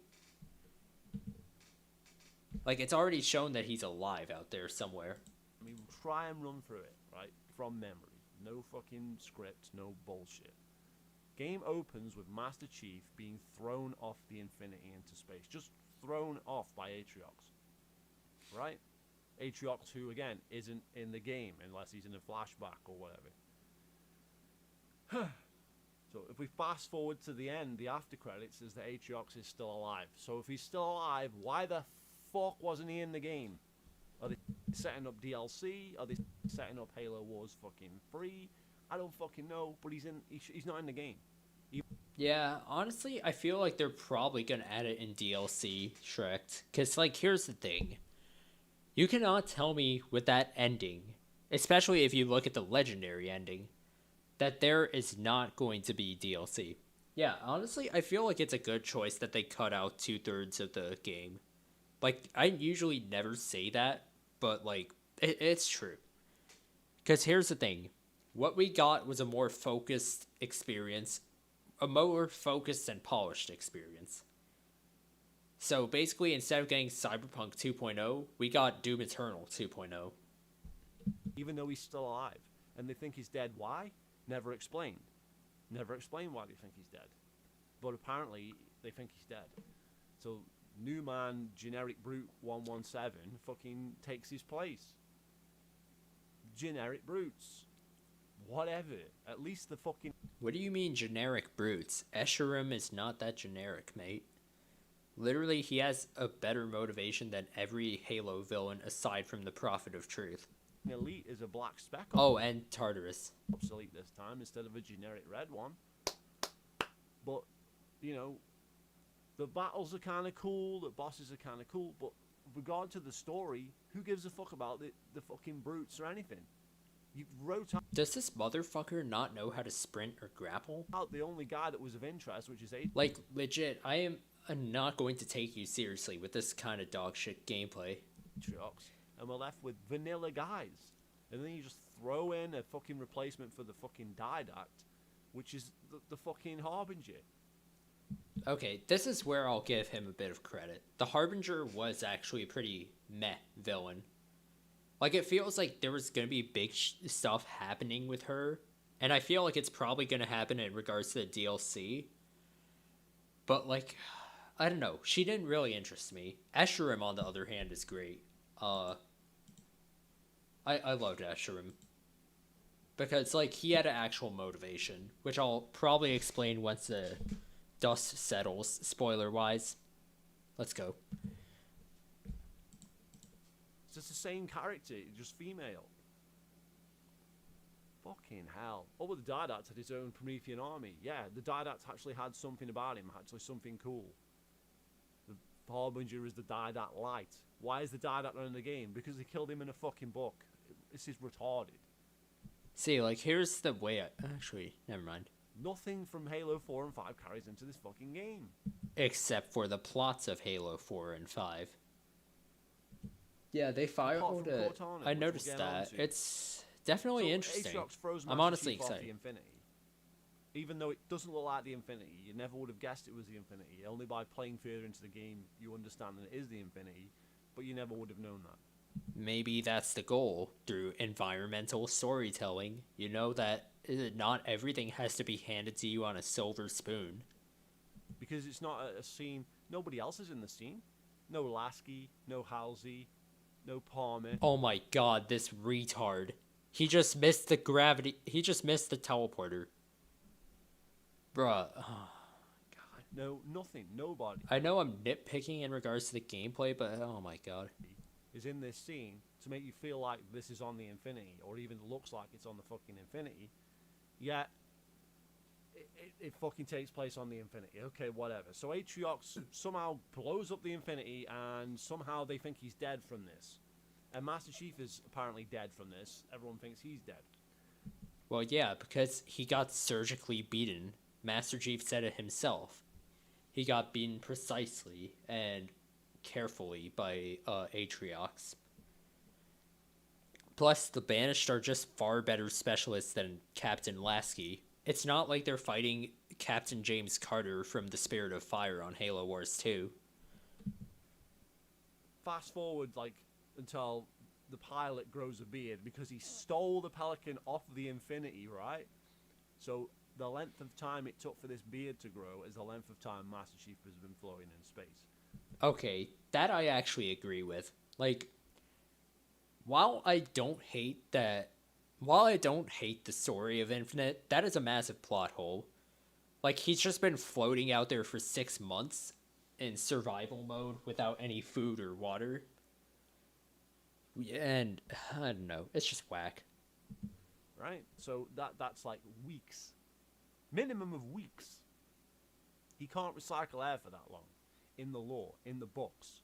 Okay? Now everyone's going to claim, well, they've rewritten it so that he has infinite air supply in his new suit. How is this a thing? But yeah, you can make something make sense by fucking retconning something else. That's all you've done. Oh, but the new suit is 10 million times better. And also, how are we going to talk about retcons when literally Bungie retconned the entirety of the fall of Reach by releasing Halo Reach? So he can survive for 2 weeks with no air. Like, in the books, Halo, like, Reach fell in a few hours. Like, I think 24 hours precisely. Whereas in Halo Reach, it takes place over the course of days. Where's the air pack? Where's the, you know, How is it recycling the air for that long? How does it get rid of the carbon dioxide that Chief is breathing out for that long? Makes zero fucking sense. Chief's fucking dead. He was out there for fucking weeks. 2-3 weeks. He's dead. I hated how they did Atriox. Same, honestly. Like, I do enjoy that he's still alive, because, like, think about it. You can't kill someone like Atriox off that easily, especially when he has such potential as a villain. But, like, it's just like, why? Why did they have to... That's it. That's the end of the fucking series. Only It's the show end of the him in franchise. cutscenes. Chief dies when Atriox throws him off the bridge. And we're not going to talk about the similarities of this story to, obviously, Halo 4, which we'll get into. It's Halo... How? Honestly, it's more similar to Halo Combat Evolved, if anything. a complete rehash of Halo 4. How? But last I checked, you don't have the angry bitch girlfriend Cortana. Doesn't the survival mode keep the body in a sort of stasis? Probably, honestly. I wouldn't be too surprised. It would make sense. let's fuck. He appeared to have been time warped. I'm pretty sure he didn't time travel, but... well, either way, he's alive, which I'm glad about, because they didn't waste him after all. Can also talk about how it's copying Mass Effect fucking 2, where Shepard gets thrown out of the ship, and he quote-unquote dies.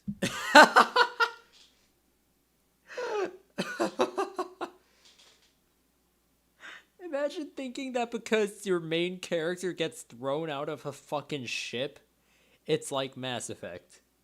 Oh my... some brainlet logic here. Jesus Christ. Master Chief presumed dead, and then he's resurrected and comes back to life, right? The Endless seem to have control over time. Or it could be something that, like, Offensive Bias and the Grand Edict are doing, considering the legendary ending. Yeah, that's all I can really say so far. Let's go. Effect 2 did it 10 million times better, because there was an actual fucking big fucking playable, like, part of the game, a prologue where you play as Commander Shepard on the fucking Normandy. When it gets blown up, you see all the fucking characters and, you know, everything from the first game. So it builds up to something. Well, yeah, but builds up see, to something, right? here's the thing. The characters from the previous game are either dead or scattered. And the game does a really good job of showing that, because through Echo 216 and through the Chief. And it makes it abundantly clear that a great deal of the Infinity is deceased when it shows it in a literal cutscene.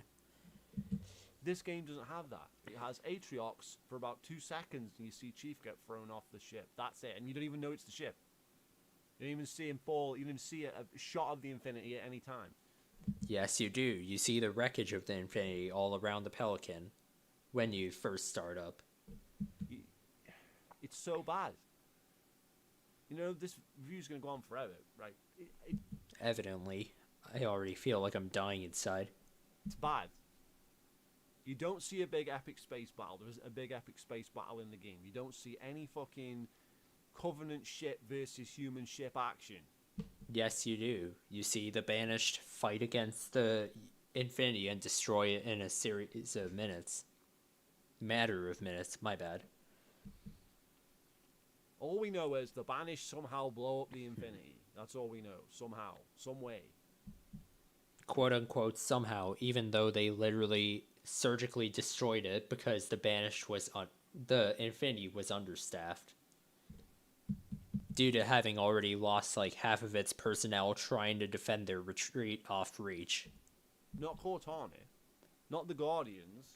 The Banished do it. Somehow. In 4 minutes, supposedly, according to the dialogue. 4 minutes. How? How? Explain.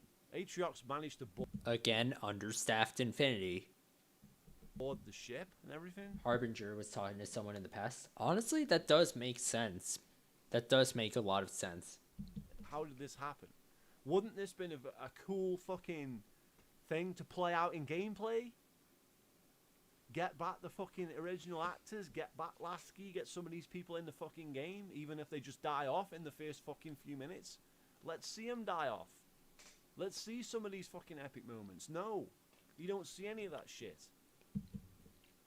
But conversely, if they died off, you'd probably be complaining that, oh, they were wasted in this game. So we like... Then Chief wakes up in the fucking ship because he's jump-started like a fucking car, which, again, doesn't make sense. Yes it does, because the pilot used the power from his ship to... well, no, from his suit to power up the ship. Alright, I'll be right back. I gotta grab some water.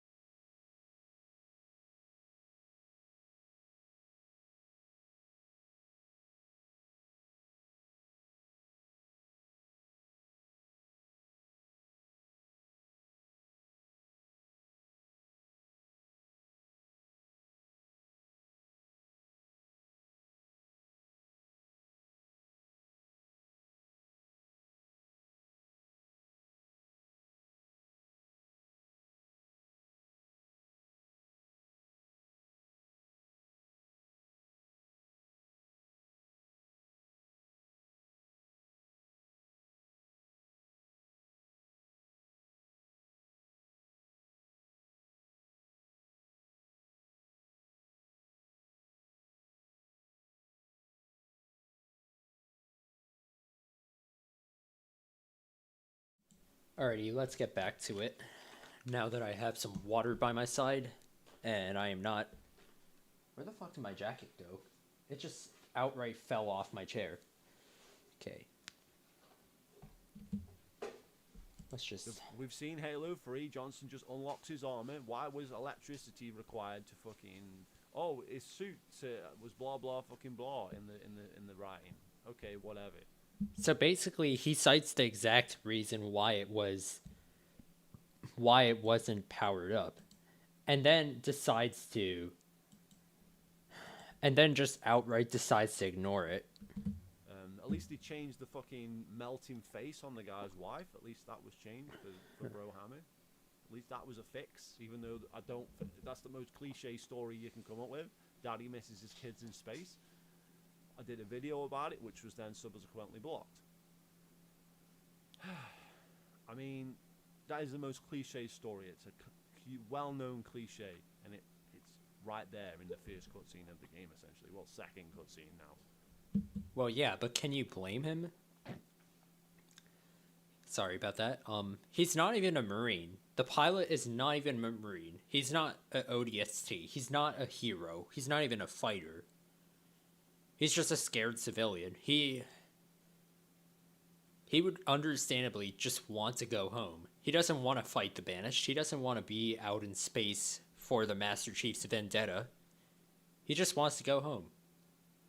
Like, you can't tell me that if you weren't stranded out in space for like 6 months straight with no help, no backup, no sign of human life, you're completely alone, there's no one there for you whatsoever, that you wouldn't be, you know, depressed and wanting to go home. If you include the Atriox one. It was a tactical use of a cliche to make him more human. Yeah, that's fair. So, then Master Chief does a few shenanigans or whatever, and the story starts to progress, and it's just, you fight a load of vanilla fucking guys, and then Cortana... Why was there such a long pause right there? Like, hold on. Guys. 1, 2, 3. And then... 3-second pause right there, bro. Literally, do you not know how editing works? Like, I get this is a rant video, but like, oh my god. Editing, please. Cortana, the weapon, has the worst dialogue in history. Master Chief's gonna kill fucking Cortana because he thinks she's gonna turn on him again like she did the first time. book. No, he sends in the weapon to delete her because Halsey and the UNSC had already, fucked up in regards to it. And also on top of it, Cortana was already a traitor and therefore a liability, and is a genocidal despot out for pursuing quote unquote justice and the mantle of responsibility or whatever. So why wouldn't they want to destroy an actual threat to them? Cortana is able to stop him anyway, so what's the fucking point? If Cortana is able to stop Master Chief from killing her, then there's absolutely no fucking reason for him even to have it. Also, can we talk about the fact that he's literally spoiling some of the biggest moments in the game without a second thought? The thing that can kill her. Because he can't kill her anyway. And obviously, Halsey would know that, right? How could they not know that Chief has a code to destroy Cortana, but Cortana can simply override that code? That's a code to destroy the weapon, not Cortana. The Xanilin literally have the power to survive life itself being destroyed? Really? That's interesting. Alright, that actually makes a lot of sense. So what's the fucking point?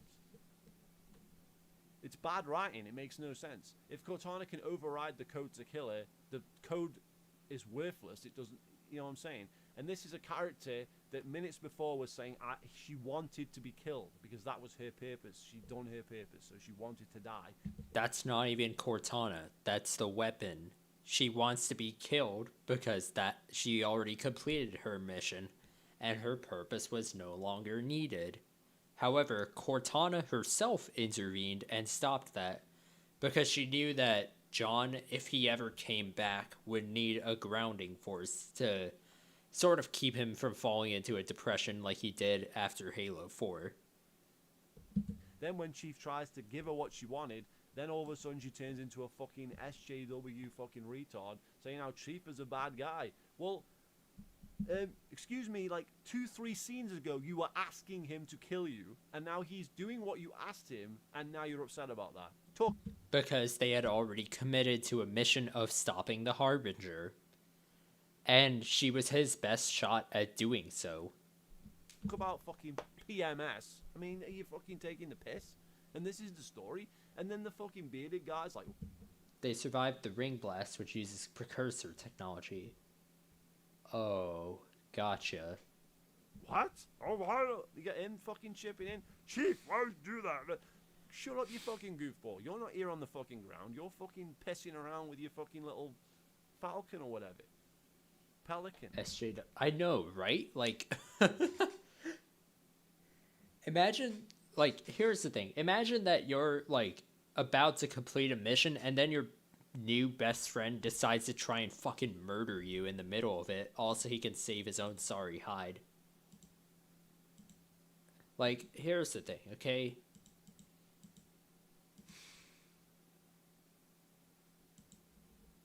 I don't know how much better I can explain it. Dear God.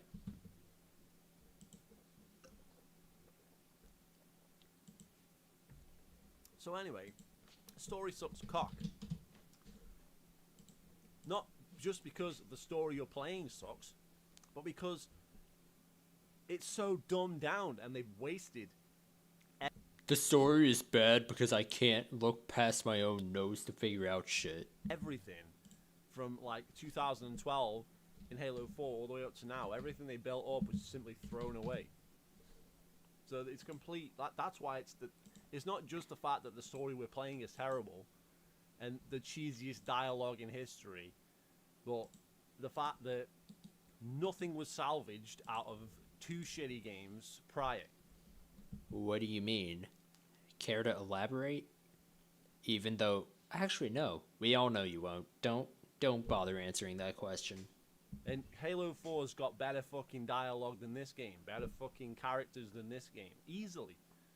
Halo 4 has got a good story, but honestly, I think Infinite's a lot better because it does a better job at showing Master Chief as a human, which was actually the goal of Halo 4 to begin with.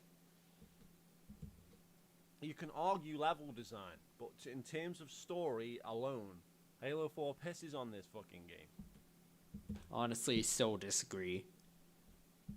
Again, you can argue art style, but Halo 4 shits on this game. It just does. Don't you hate Halo 4 though? Like, I'm pretty sure you didn't like 343's games to begin with.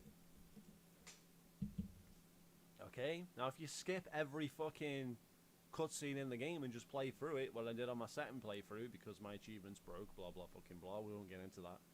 So, my second playthrough, I enjoyed a lot more because I didn't have to listen to the fucking garbage as much. Okay? And what this game does, as you're going through and walking around, is it just nostalgia baits. That's all it fucking does. That's all it knows how to do. Chief has the same fucking lines that he had in Halo fucking 3 and Halo 2. I need a weapon. Finish the fight. And those are... Cortana's like dusting echoes and... do you know what I'm saying? How is that a bad thing to cite lines from the other games? Bruh, it's not like they're doing an exact copy-paste of the plot of the previous games. Like, they still utilize the story elements in a way that actually feels fairly meaningful. It's all fucking nostalgia fucking trips, man. Nostalgia fucking bait. And that's kind of cool for, like, you know, the LNGs or whatever, the Forerunners that worked on the game who sucked the dick of all that lore stuff, but I'm looking for something fucking actually worthwhile, a fucking compelling story. And we're not getting a compelling story. We're getting 3 marooned fuckers going around, and the worst of the story is Master Chief is allowed to do all this stuff. The Brute, whatever his fucking name is, forgettable guy, not Atriox, which should be Atriox, but not Atriox, is allowing Master Chief to live, allowing Master Chief to go about his business all the way through the fucking game until you get to him as, like, not the final boss, but the boss before the Harbinger. Well, yeah, because he wants the honor of killing Chief himself. I mean, if you don't want Escharum to let you do whatever it is that you're doing, then, I don't know, die in-game and then just don't pick it up again. Okay, but for real, like, that's... Oh my god.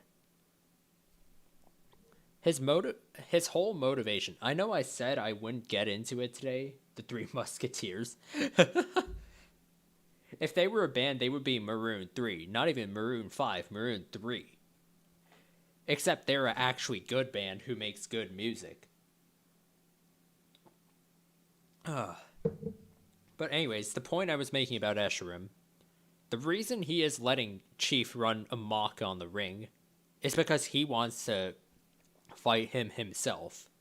He wants to have a battle that saves his honor.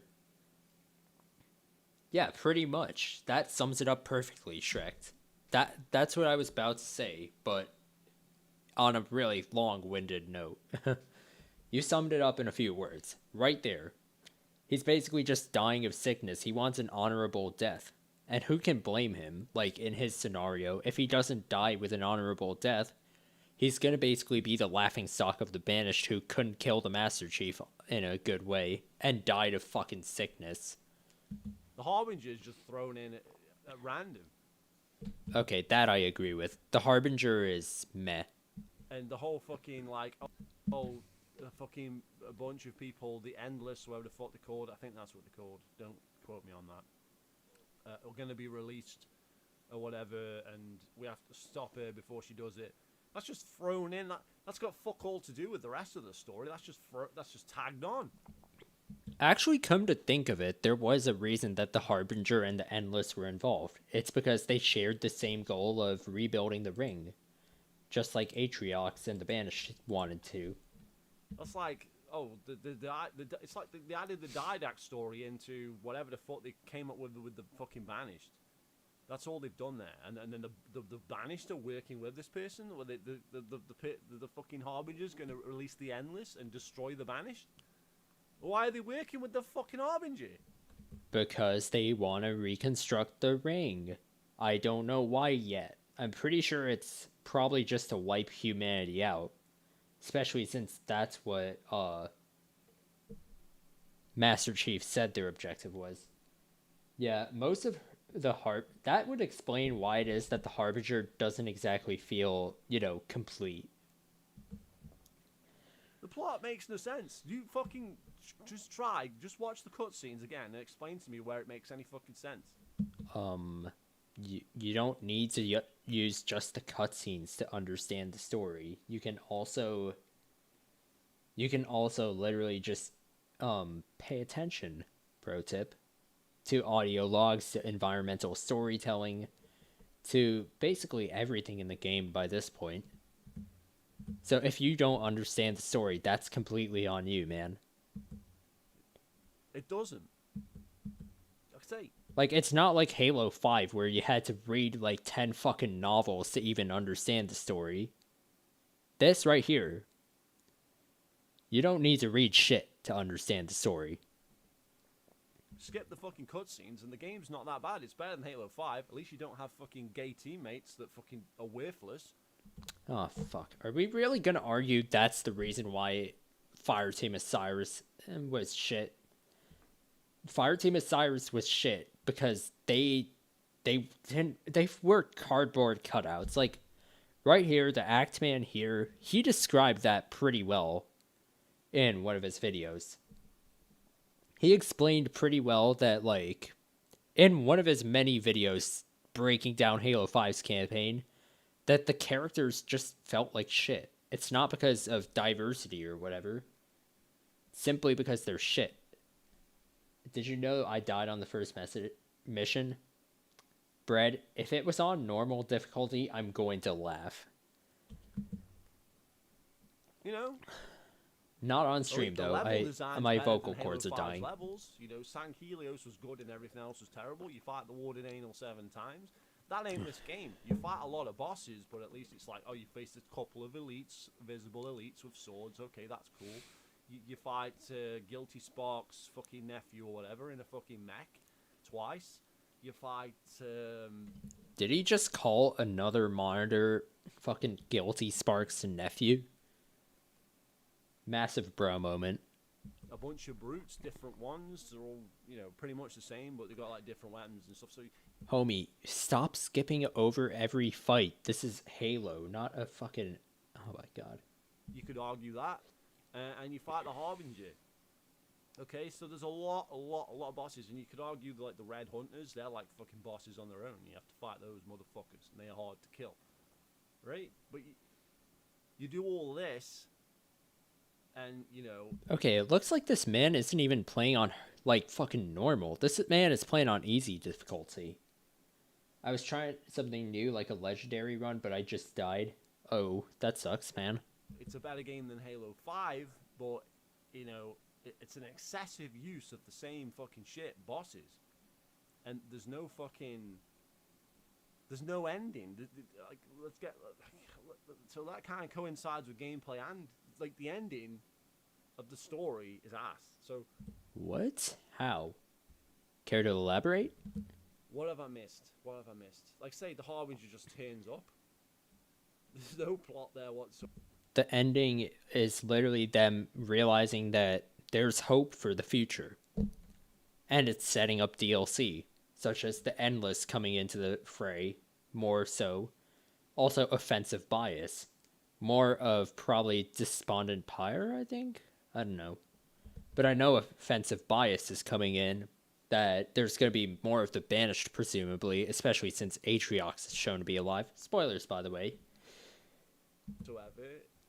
Just using spoilers to prove my point against him, I guess. The Brute's got a hard-on for Master Chief, so he won't kill him. For some reason. Why? Why does he need to lower the gate? What does that even achieve him? He's got an entire army. He wipes out the entire Infinity in 4 minutes with this army. Yet he can't kill Master Chief. Are we expected to believe Master Chief is, you know, he's letting him live? It's the only explanation, and he actually says like this multiple times, that he wants to fight Chief. He wants it to be a glorious showdown, all this bollocks. So, Well, consider this. Maybe his society, which it is an honor-based society. he's allowing the Chief to win. He's allowing... That's not fun from a story and gameplay standpoint. Oh, this guy's letting me fucking win. I mean, I would very much prefer it than fucking evil Cortana being Space Hitler. He's allowing How far are you into your legendary run, by the way, Bread? me to live. What a fucking weak-ass story that is. He's not trying to kill me. He's allowing me to live. If the fucking Infinity was in play, if the humans were in play here, if there was like a stalemate or something, and both sides don't want to fucking blow each other up because they daren't, like the Banished daren't attack the humans because they think the humans might destroy their fleet, so they're holding position, and the humans like a blockade, and they're like... Also, can we just acknowledge that this man is spoiling the entirety of the last few missions? like holding position in space, and it's like... Like, bro, I know you don't like the game, but at least have some decency for people who do. It's like a fucking... a pool of fucking petrol, and it's like it's just waiting for a match to ignite it. Do you know what I'm saying? You know, that's what you know, like a powder keg ready to go. You know what I'm saying? Like tension, like oh shit, is the Infinity gonna, you know, something playing out other than Master Chief, something grandiose, something in play other than Master Chief just going around and destroying fucking control towers. Yes, there was something else, aka the Harbinger. I may not agree with how the Harbinger was utilized, but that is something else that was going on. Which is just ripped straight out of Halo 1. That's the game. Destroy control towers, ride the gondola like Halo 2, load of quotes just being fed to you like the Gravemind quotes from Halo 3, again from Cortana, actual Cortana. It's just cop. I'm gonna sleep before I go. The Endless have a lot of potential. Yeah, I agree, man. Honestly, I really do hope the DLC, you know, fleshes them out a bit more. Especially since, you know, I want to see more of the Harbinger and her story. Oh, damn, you're still streaming. Yeah, dude, no sleep. But anyways, Shrek, thanks for popping in, man. Have a great night. Copying bits from other games, and then it's fucking... Nothing grandiose is in play, even though the stakes were... There's the Harbinger in play. I feel like that's... I feel like that's grandiose enough. Like, it may not be on the same scale as Halo 4 or Halo 3 or whatever, but I feel like it's setting up a larger story that's going to unfold over the course of the game's lifetime, especially since this is going to be the platform for Halo content in the future. Incredibly high in Halo 5. The stakes are dumbed down here. Yes, oh, we've got to do this because this, blah, blah, fucking blah. And supposedly the stakes are high, but Good night, realistically the Shrek. stakes are fucking low because everybody you know, every character you ever fucking knew about in this universe is already fucking dead. So the stakes couldn't be any fucking lower. How are they lower? The stakes are that they're rebuilding the ring to fire it and fucking wipe out humanity. There's nothing left to save. There's remnants of the UNSC still scattered around the galaxy. As far as I know, I'm pretty sure the Spirit of Fire is still out there. So let's talk about Cortana, because they just literally copied and pasted Halo 4's story. They've retconned Halo 5, but rather than just retcon it and just say, oh, it doesn't exist, it's not part of the canon, they've taken the story of Halo 5, what they had, and set up. And it's kind of like a Last Jedi situation to Rise of Skywalker, where they've got to come up with a way to get back to the end of Halo 4. That's what they've decided to do. They've decided to make... Bruh, this man isn't even playing on fucking heroic.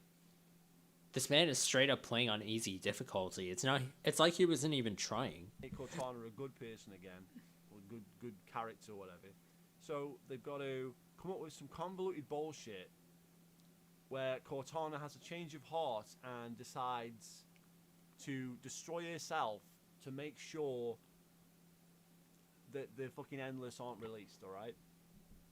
She destroyed herself and the ring so that the Banished wouldn't fire it, and also so she could avenge John, since she heard that Atriox had seemingly killed John. I know I call Master Chief by his real name. I'm sorry. Halo fans, please don't fucking kick me in the balls or something. I'm sorry. So, I mean, that's exactly the same as what happened at the end of Halo 4, where she destroys the Didact or throws him off into the fucking Pits of Oblivion, where he doesn't actually die, but then he's killed off later in the book. So it's the same plot. Cortana sacrifices herself, and then they have the same exact goodbye scene as they had in Halo 4, only way fucking worse, with the worst fucking graphics of Cortana I've ever fucking seen. Was they're trying to do like the Halo 4, the Halo 2 aesthetic, not the Halo 4 aesthetic, right? So it's the same scene, but way. I think it's mainly because she's trying to appeal to what Chief used to know her as there. Though I do agree it's kind of a weird transition. Fucking worse. Same plot and everything, but way fucking worse. And then the ending scene after that is again way fucking worse. And this is supposed to be the end of the franchise. I know they're just setting up DLC and there's straight up Destiny now, which is the problem. How is it Destiny? Because it chooses to... You know what? By that logic, Doom Eternal is now Destiny 2. Got it. Great logic, GLLX. Great fucking logic. Absolutely. You know what? Come over here. Get your Medal of the Retard Order right here. You deserve it. But the ending with Cortana, and then again, the other scene with Cortana, where this is an important scene, where she blows up Atriox's homeworld, that could have been a huge fucking deal. Like, I'm talking Blair cutscenes with a big fucking planet explosion and all the fucking Guardians blow up the planet, and there's another one where she blows up the Spartan space station, wherever the fuck it is. Where's the fucking big grandiose fucking Xbox fucking Series X fucking cutscene where it's like, whoa, and like fucking bits of it scar everywhere, and it, fucking, make it look cool? No, it's on a little blue hologram. Maybe it's because it's echoes of Cortana. Consider that. But cheap as fuck. Literally every single one of your criticisms here, except maybe the one about Cortana's arc in here, could literally be debunked by just understanding the game and understanding the story. Fuck. Budget. They just slashed the budget for this game, I swear. They were like, no. How do people like XGLX? I don't know. I genuinely have no idea. See, here's the thing, okay? Here's the thing. I can understand why people would like Pop Q2, alright? Or bring Halo back as he used to be known. It's because BHB is actually a fairly sensible guy. And also, he manages to present his arguments well enough. I can understand why people like other 343 critics. But this guy just has a massive fucking hate boner for it. He refuses to see anything good about the game. And also, on top of it, brain dead as fuck. Fuck that. We're gonna have to fucking dumb that right the fuck down. Everything is dumb the again, I may disagree with BHB, but at least he presents his points well. This guy does not. He's just ranting the entire video. Fuck back. You don't see a scene in space. The only fucking, bit in space is literally right at the beginning. Why do you need to see a scene in space? There was none of those in Halo CE. The only time when space scenes came into play was with Halo 2, because the plot of Halo 2 expanded the scope of Halo. That's it. This is a more focused experience, which is more like, yep, we fucking lost. The UNSC is scattered. We don't know where the rest of humanity is. We're trying to uncover the mystery of Cortana. We're trying to just survive at the moment. And that doesn't even count, because there's literally nothing shown. It doesn't even count. There's no space battles. You don't fly into space in this one. You flew in space in Halo 4, and you flew in space in Halo Reach, but not in this one. How does that matter? None of that shit happens. Nothing. I would rather have a more fleshed out on boots on the ground gameplay than some dog shit. My face went, yeah, I don't even know what the fuck it's doing there. Like, I don't know. Like, I would rather have better boots on the ground combat than some shitty half-baked aerial section. Nothing happens grandiose in this game. Everything is dumbed down. Alright? And this is, I'm telling you, I like the fucking, like, the levels are kind of good, but the fucking story and plot around them. I mean, one of the biggest problems with the gameplay is it's got that Halo 4-esque push a button, kill enemies, push a button, kill enemies, push a button, kill enemies, push a button, kill enemies, push a button, kill enemies, push a button gameplay. Repeating shit doesn't help to elaborate. Right? There's a drawback for you right there, but at least when after you push the button, you know, there's kind of some cool stuff going on. You know, oh, I ride a gondola. This sentinel beam. This works well. This is really cool. There's some fun stuff in the game, but the plot, and people are arguing like, oh, fucking, that's sort of fucking sacred fucking icon or whatever the fuck. One of the fucking biggest idiots on Twitter. Oh, can we all agree that the fucking dialogue was fucking brilliant between the weapon and the chief? The fucking dialogue is the worst part of the game. The story and plot and the cringed SJW dialogue are terrible. It's the worst part of the game. Notice how this man literally never elaborates right here. Like, he doesn't provide any examples of how bad the dialogue supposedly is. Like, the only dialogue that I guess you could say is a bit cheesy at times is Master Chief's dialogue, and even then, it's still faithful to Chief. Yeah, that's the best part of the game. That makes the fucking no co-op at launch look worse, because it's like, who wants to play this game over and over again for its story? We don't. Me. There's no grandiose ending, and that really is one of the worst parts about this game, is there is no grandiose ending in terms of story and in terms of gameplay. There's no warthog run, there's no ghost chase. Did he criticize the story at all? Bruh, this whole video has been him criticizing the story, and it's complaints that can literally be easily debunked at that. Like, oh my god. End my suffering, please. There's a ghost chase in Halo 4, for those of you wondering. There's nothing. There's no big. The only vehicle thing is like what you have in a Halo Reach, where you have to get back to Sword Base and in the tank.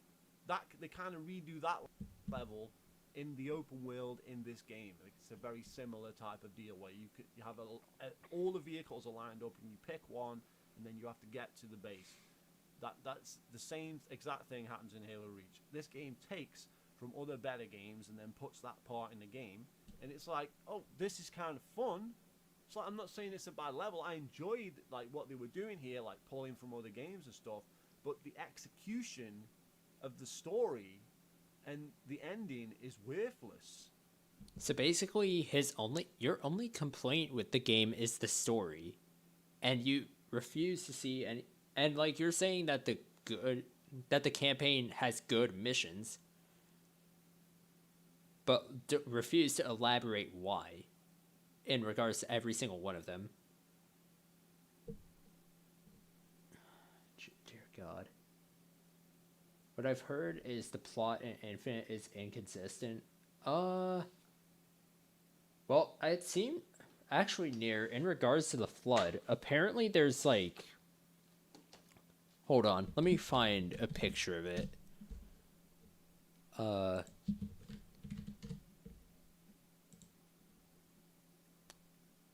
And I think you'll like this a bit.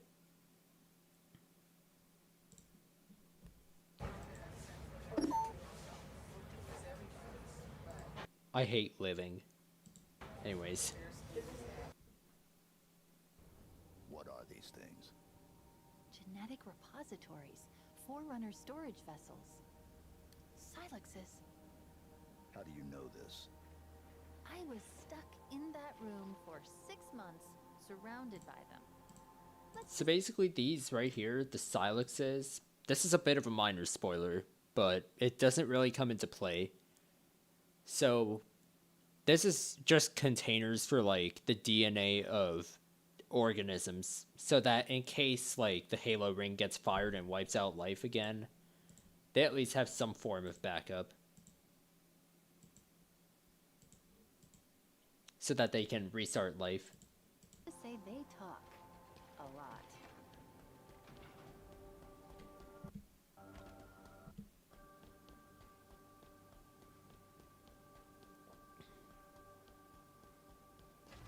And lo and behold, that's a Silux for a Flood infection form. And plus the Flood get mentioned as well in this story. So I would assume that at some point they're probably going to return. It doesn't even like... Wouldn't it be cool if Lasky survived somehow or something, you know? He did survive. It's literally, oh my god, it's literally stated in the audio logs and revealed that he lived. He made it off the Infinity using an escape pod. Something cool happens right at the end. Something, you know, but no, nothing happens. You save the pilot, you kill the Harbinger, and then he says, we'll finish the fight, and then he goes and does some side missions, and that's the end of the game. Really? 6 fucking years for this? This is the story? Well, considering that they also cut a bit of content from it, and and are also setting up DLCs, I don't think that's the full ending. How can you do that? And it's like, it just sets up DLC. It's like, it continues on. Master Chief don't fucking die, you know, none of that shit, nothing grandiose, nothing. I'm not saying they should kill him off, I'm just saying, the ending is worthless. Nothing happens at the end.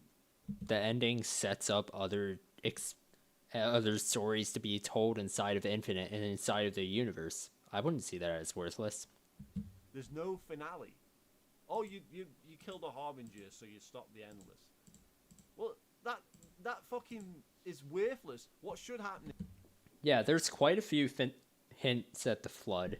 Like, pretty sure the Harbinger mentions them. Cortana mentions them. There's a Silux of a Flood infection form. Is the Endless should be unleashed.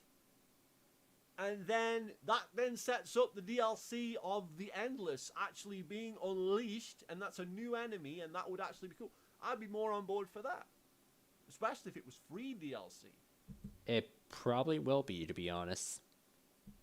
That's my hope, at the least. Or worthwhile DLC. I mean, that's a way better ending than, you know, it's still a cliffhanger ending, but they wrap it up as, oh no, we stop this shit from happening. So there's nothing even as a cliffhanger ending. It's what was that aim? Bruh, look at his aim for a few seconds. No, we stop this shit from happening. So there's nothing even as a cliffhanger ending. It's, I mean, on one hand, better gameplay than the one boom, but goddamn, bruh. Worthless. Aim! Please. Oh my god. Because the cliffhanger is Atriox is still alive. That's the cliffhanger. Nah. And that offensive bias got deployed and the Endless must be contained. But considering what the Harbinger did, and considering Atriox's actions at the end with opening up the Siluxes, chances are the Endless are going to be in the future. It's supposed to be a legendary ending. I haven't even looked that up, but at the end of the day, the ending, whatever it's going to be, I know it's just going to set up DLC. It's not going to complete anything because we completed the game and it's not an ending. And it doesn't even end in some kind of shenanigans with a Warthog run. And this is the end of the third game. There was even supposed to be a Warthog run in Halo 2, but it got cut. So maybe there was supposed to be something here that they had to cut because the game's been delayed a million times. And that's going to come back as DLC. Maybe there will be a Warthog run in this game. Maybe there will be a fucking space battle of some description in this game, but it's coming as DLC. the game has been cut, and the ending is fucking worthless, and the story is terrible all the way through. It's not even as if you enjoy the story on the way through. And there's going to be some fucking idiot on the other end of the screen trying to explain that the fucking story's good and blah blah fucking blah. Damn. Oh my god, he just destroyed me. I can't do fake crying. I'm sorry. It doesn't work. I can't do this shit. But, damn. Guess I feel attacked now. I'm gonna go cry in the fucking corner. Maybe just might consider deleting my YouTube channel at this point. Imagine that because people have a counter argument to you and disagree with you, that you decide to rebuff them by saying, oh, they're just fucking idiots or something. All the characters in Halo 5 were shit, even though when Halo 5 came out, they were saying the fucking story's amazing, that Spartan Locke's fucking amazing, and blah blah fucking blah. And yes, Spartan Locke is fucking dead. Same as everyone fucking else is dead. They killed everybody off. Okay. Well, I remember I was conversing with PopQ2 about this on Twitter. He was like, is Spartan Locke dead? I mentioned how his helmet was on Hyperius' body, since I too thought he was dead. But then PopQ2 mentioned something interesting. We never saw a body. So there's a chance that Locke could still be out there. Worthless. Give Locke a hero's death. Do something. Kill him off in the first cutscene if you're going to kill him off. Not even shown. Don't show anything. No cutscenes, no back. And it's like, oh, but there's audio logs. Yeah, who gives a rat's ass about audio logs? Pro tip. Maybe pay attention to the audio logs so you can pick up on parts of the story. It's not like Destiny 1's Grimoire cards, which made you go to fucking Bungie.net. You can listen to them. You can literally listen to the audio logs as you fight. Give us the cutscene. Give us something worthwhile. Where are they? Did this man just walk straight in? This man just walked straight into a fucking suicide grunt. Of all the things he could have done. Oh my Jesus Christ. Where's the no opening, no ending of any worth. Nothing. No grandiose moments. Nothing. Does it really need the grandiose moments though? What it needs is for the what it needs is for the moments that it does have to have emotional impact, to make sense, to tell a coherent story. And it succeeds to that end. It's all scaled down. It's all revolving around this fucking open world garbage. And there's nothing in the game. It's grandiose. Even Halo 5, even though it was shit, had these big fucking cutscenes where they like fell from space and stuff. Now, I know that's fucking impossible in the lore, but at least they did something grandiose. But what it should be is something grandiose that's actually within the fucking lore that makes sense.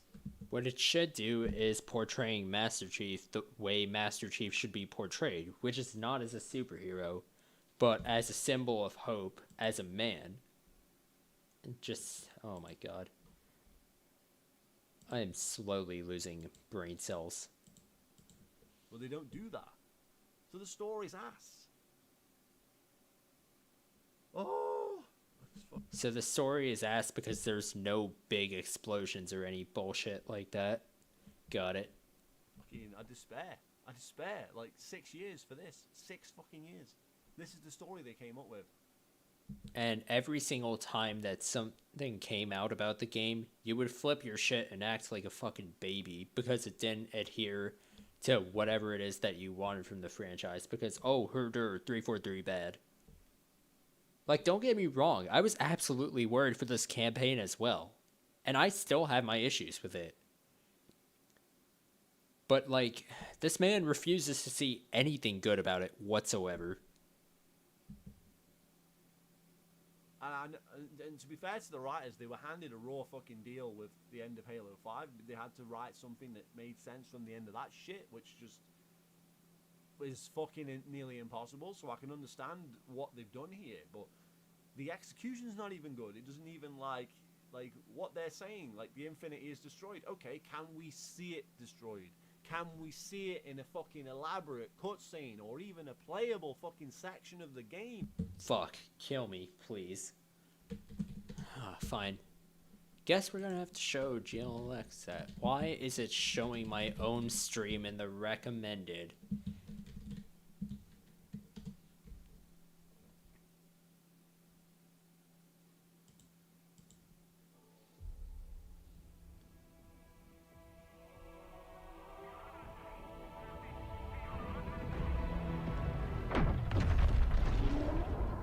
See, there's your cutscene right there of the Infinity getting destroyed. It's that simple. Literally just don't skip over every fucking cutscene in the game and you might actually pick something up from the story. Dear On God. the Infinity. Wouldn't that be cool? Like the first level of Halo 1 where you're kind of running through the fucking Pillar of Autumn and you have to kill a bunch of people and you have to try and get to the escape pod and all that shit. Wouldn't that be fucking cool? Actually, yeah, it would be. However, at the same time, I am also glad they didn't start us out on the Infinity, as it would be a pretty cliche way to start it off. Especially if the whole story is you trying to recall exactly what was happening. Let's hope, even though we don't like him, let's hope he is alive. Who? Locke? Wouldn't that be a cool fucking thing to play through?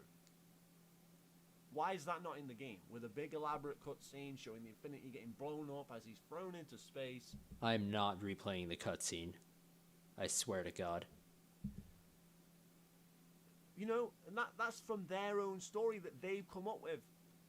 And it's not executed at all. You can't even tell he's thrown off the Infinity. Bruh. Oh my God. End my suffering. End my suffering, actually. Oh my God. Make it stop. Dude, I'm actually just about to go and play fucking Dark Souls or Devil May Cry instead of this. And then people are going to claim that this is a good fucking story. Because maybe it is. Maybe it's appealing to most Halo fans. Gameplay-wise and story-wise. Their own story that they've come up with that I don't even like is not even executed in the proper manner. That's all you need to understand. All I need to understand is that you don't know how to watch cutscenes. Or comprehend a singular bit of the story. Fucking hell, man. Literally, this entire video so far has just shown me you don't know how to pay attention to basic details in a story. It just winds me up because people are trying to like claim that this is better than fucking Bungie's games. Are you fucking shitting me? Where did anyone say it was better than Bungie's games? Where did anyone fucking say it was better? Like, that's not what people are saying. What people are saying is that this is the best Halo in years. That it recaptures the magic of the original. That it understands what Halo is about. Also, Drain, welcome to the stream. How's it going, my man? Are you fucking shitting me? And then through a lesser saying, oh, it's definitely better than Halo 4. Well, it can't be better than Halo 4 because it's literally the same fucking story. Where? Honestly, if anything, it's more of the same that Halo CE was. And Halo 4 has way better fucking story than this fucking game. Because Halo 4 did it first, and... Pro tip, GLO. Stop walking into suicide grunts. Superior. So how can it be better story than Halo 4? Because Halo 4 didn't properly flesh out the Master Chief like it sought to do so? Is it a better story than Halo 5? It's got better level design than Halo 5. I enjoyed the level design. Oh my... What kind of fucking reach is this? Oh my god, this is a bigger reach than the planet itself. Oh gee. Imagine saying that Halo 5's story is better than Infinite. The campaign more, but in terms of story, just kind of the same shit. It's not really better than Halo 5's story. It's just it is better than Halo 5's story, because Halo 5, I mean, granted, it's not that high of a bar to vault, but still. A continuation of Halo 5 shit story, that's what it is. But they had to cut every major character and plot point apart from Cortana to reset back to Halo 4. They didn't cut Lasky or Halsey. They were literally in audio logs. Reset back to the end of Halo 4 as though Halo 5 didn't fucking happen, even though we all know it fucking did. Where does the game try to avoid that Halo 5 happened? Hey, what's up, Ack, bro? It's been a while. Like, literally, Halo 4 and 5 are very clearly acknowledged through cutscenes, through the 8 hologram flashbacks. So, it's shit. Like I say, the levels, like, it's got an overabundance of bosses. You know, Pro tip, learn how to fight them. I mean, that's what it's got. But that ain't really a... God, I sound like an elitist Dark Souls player saying that. Oh, just get good, bruh. But for real though, that's literally all you need to do. Like, I'm not gonna pretend that I didn't have trouble with Escharum or any of the bosses in the game, because I absolutely did. Like, if you watched my earlier playthrough of, like, my earlier stream where I was playing Halo Infinite on Legendary, you'll see that I struggle to load. You know, that's kind of a preference, because they're not all the same boss. So that you're not fighting the same boss over and over. You do fight similar ones, but they're not exactly the fucking same, and it's not the same. So you have the same boss 7 times in Halo 5. That's terrible. This, at least, they have a lot of bosses, but at least it's broken up into different ones, different types. So it's a lot more enjoyable. But it needed something else. It needed a big, like, grandiose finale sequence of some fucking description. Kill me, please. Dude, it did not need to be grandiose in order to be good. It needed to return to what Halo was, which is a sci-fi story about awe, about hope, about hopelessness, about loss, about war, about the Master Chief. And it delivered. Like, the grandiose shit did not even come in until Halo 2. And even then, that's not what made Halo 2 good. It added on to it, but it wasn't the only reason why Halo 2 was good. Halo 2 was good because it explored hope, hopelessness, betrayal, the Covenant as a whole. It explored so much shit and fleshed it out properly. That is the reason why Halo 2 is good. As for Halo 3, that was good because it gave us a satisfying conclusion to a pretty good trilogy. At least something impressive, and it needed way more fucking cutscenes and way more fucking prologue to explain how we got from Halo 5 to here. Pro tip, audio logs. And what the fuck's going on. I know I keep saying that, but it's true. It needed way more fucking, especially a prologue or a big opening cutscene to explain what the fuck happened between Halo 5 and Halo Infinite. You needed that. We needed to see Spartan Locke's death. You know, could have been some kind of flashback or something. And, you know, so some of these characters needed closure. Not one character in this game has got any closure apart from, well, nobody. Not even Master Chief, because that just carries on. There's no payoff. Master Chief got closure because he finally got to make peace with the fact that, you know, Cortana... How would I say it? He finally got closure with Cortana. In the sense that, like,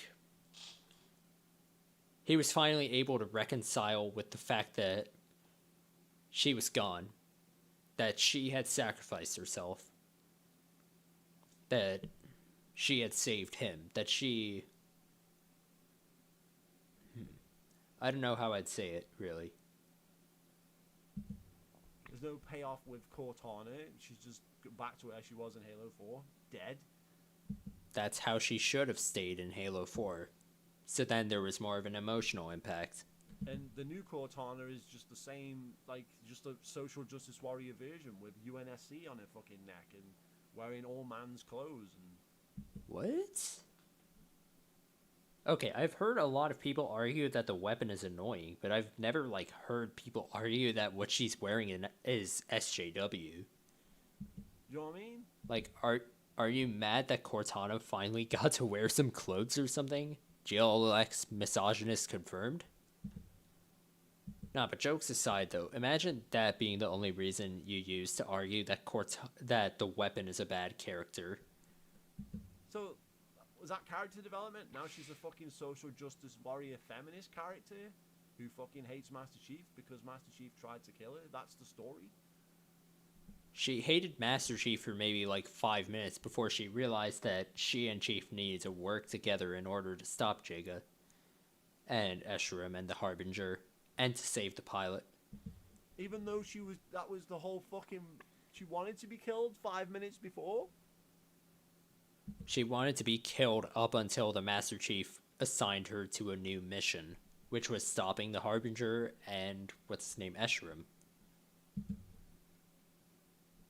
Literally, most of your criticisms can just be debunked by, I don't know, paying attention to the story. Gameplay's kind of cool. You just spam the grappling up 24/7 if you want to fucking speedrun it. So, you know, I don't know the longevity of the fucking game. But the longevity is the numerous amounts of ways you can play. Like, you can skip all of the side quests. You can go through every single side quest. You can assault certain compounds with more than just yourself. You can bring through several Marines. You can go in with a fucking wasp if you want. There's just so much shit you can do in regards to it. it's more fun than Halo 5. I have to give it that. I have to give it credit. The music, again, is brilliant. I've always liked the music in Halo 4 and Halo 5. Music in this game is just as good. I can't, you know, they've changed fucking musical people and they've done a good job, definitely. Can't argue with that. So, what else is there to talk about? And the open world I'm not even bothered about because it's just Far Cry. It's literally the same as any fucking Ubisoft game you've ever played. So that. Honestly, it feels like a Ubisoft game if the Ubisoft game actually had substance. Because here's the thing. It aims to be a war zone of sorts. And honestly, to that end, it succeeds. It feels like a map that would be ripped straight out of PlanetSide 2. For anyone who hasn't played that, it's a massive war game. Massive space war shooter. It's great. It's on PC, I think, for free. And honestly, instead of feeling empty and annoying at times, though it is definitely the most boring part of the game, as I don't like walking around open world shooters because it requires me to use my legs. Overall, it's definitely a lot better than other open world games. That's not even worth discussing. It's just go around and collect a bunch of stuff. There you go. There's your fucking open world. Done. Cookie cutter bullshit that shouldn't be in Halo. That's what the open world is.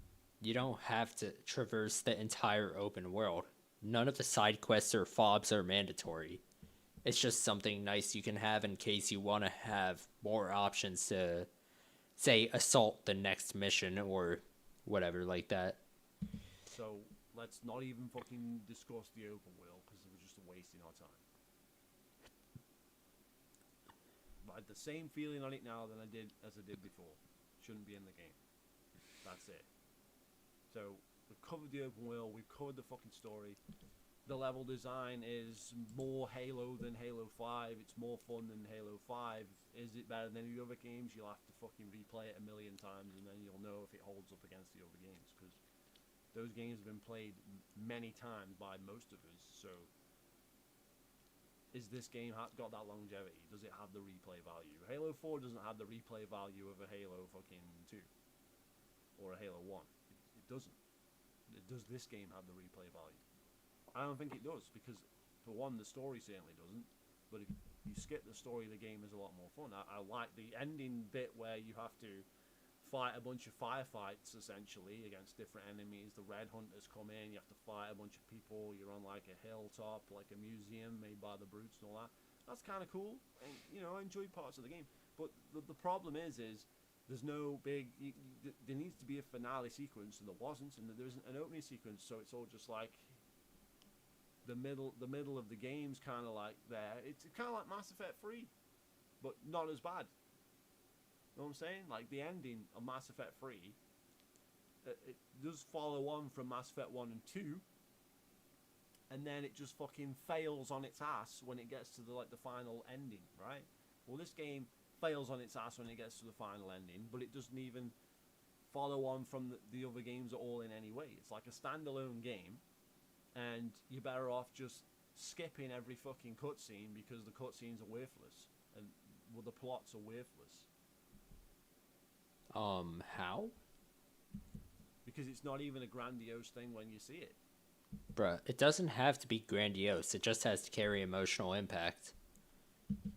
If it's grandiose, cool. But, like, that's not what Halo is that's not the only thing that Halo cutscenes are about. Like, perfect example of this is in Halo 2. My throat just died for, like, 2 seconds. Tartarus Betrayal. Believe it's this one.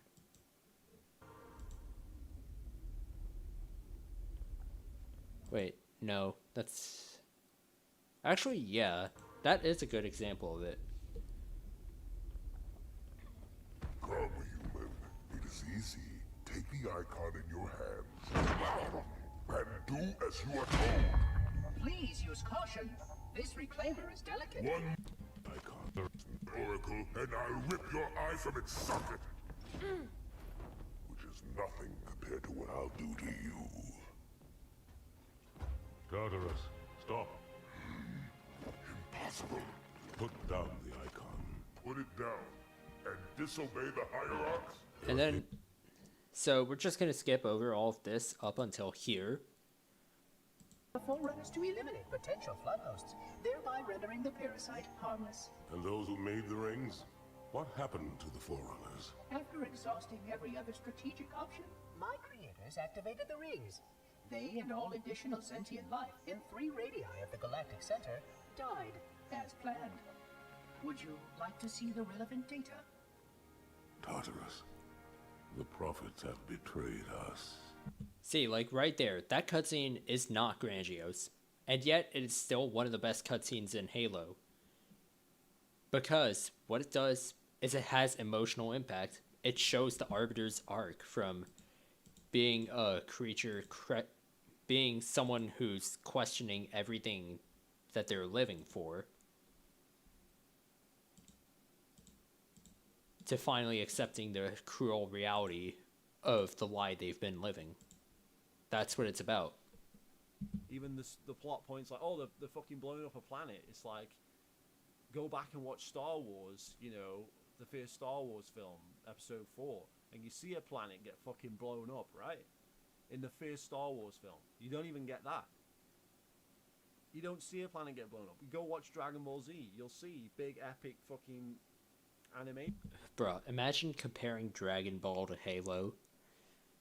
Drawn planets getting blown up by characters.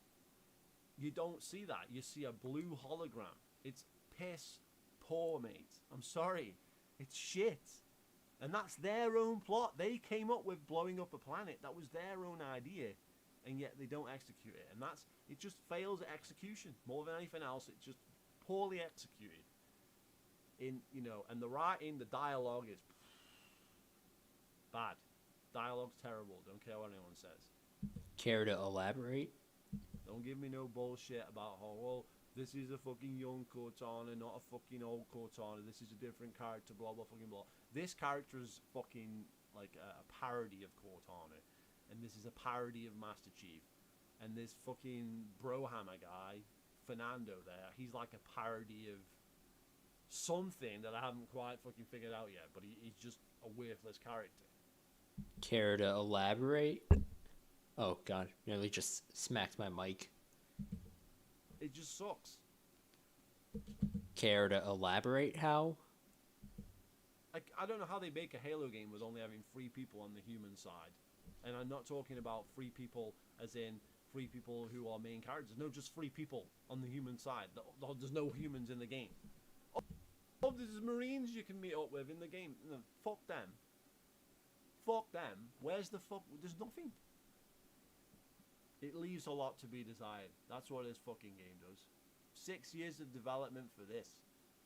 And all they did was set up DLC in the end. And is that DLC going to be any good? Is the DLC going to save the game? Is Atriox coming back on the DLC? Or is that setting up for Halo Wars 3? I don't think that Halo Wars 3 would be taking place on fucking Zeta Halo. Especially when the Spirit of Fire crew is trapped on the Ark. I don't know. But I know that they're definitely setting up for fucking DLC because they've said it themselves. Are the Prometheans coming back? No. Or the Flood coming back? Probably. The leaks would suggest the Flood are coming back. Okay, well, is Atriox going to unleash the Flood? Why would Atriox unleash the Flood? We don't know that he would. And honestly, after seeing what he saw on the Ark, with the Flood basically decimating some of his forces, I doubt that he would even consider losing the Flood. The Endless, definitely, but not the Flood. What does it have to do with Atriox? Oh, thank God there's 1 minute left. The leaks are saying that there's a Flood firefight mode. Are you telling me they're not going to put the Flood in the campaign when they put the Flood in the firefight mode, even though they are doing campaign DLC? This just raises more fucking questions. Surely the game should end with the Gravemind. Now maybe that's the fucking legendary ending that I haven't fucking played yet. Don't want to spoil myself, but you know what I mean? Even then, it's still just setting up DLC. That's what they're doing. It's not a conclusive ending. It's like the end of Destiny, when she just walks off. Hey, I don't have time to explain. And then when you meet her with her, and then she... Okay, this story is nowhere near on the same level as Destiny. Or more accurately, Destiny is nowhere near on the same level as this.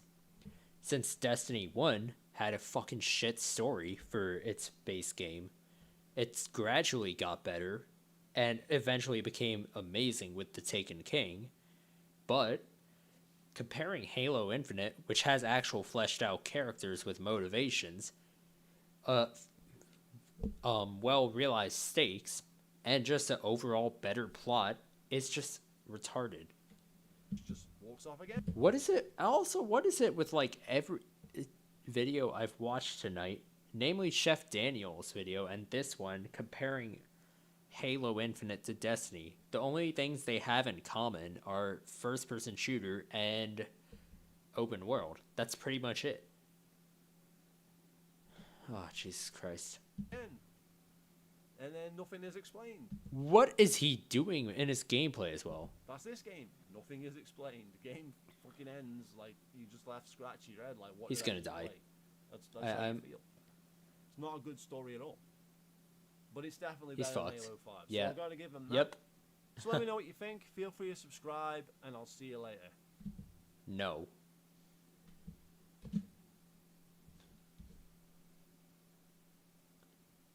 I don't even know what I just witnessed. I think I'm going to bed after all of that. Or when I say going to bed, I mean I'm probably just gonna go play a different game. I'll see you guys next time. Bye-bye.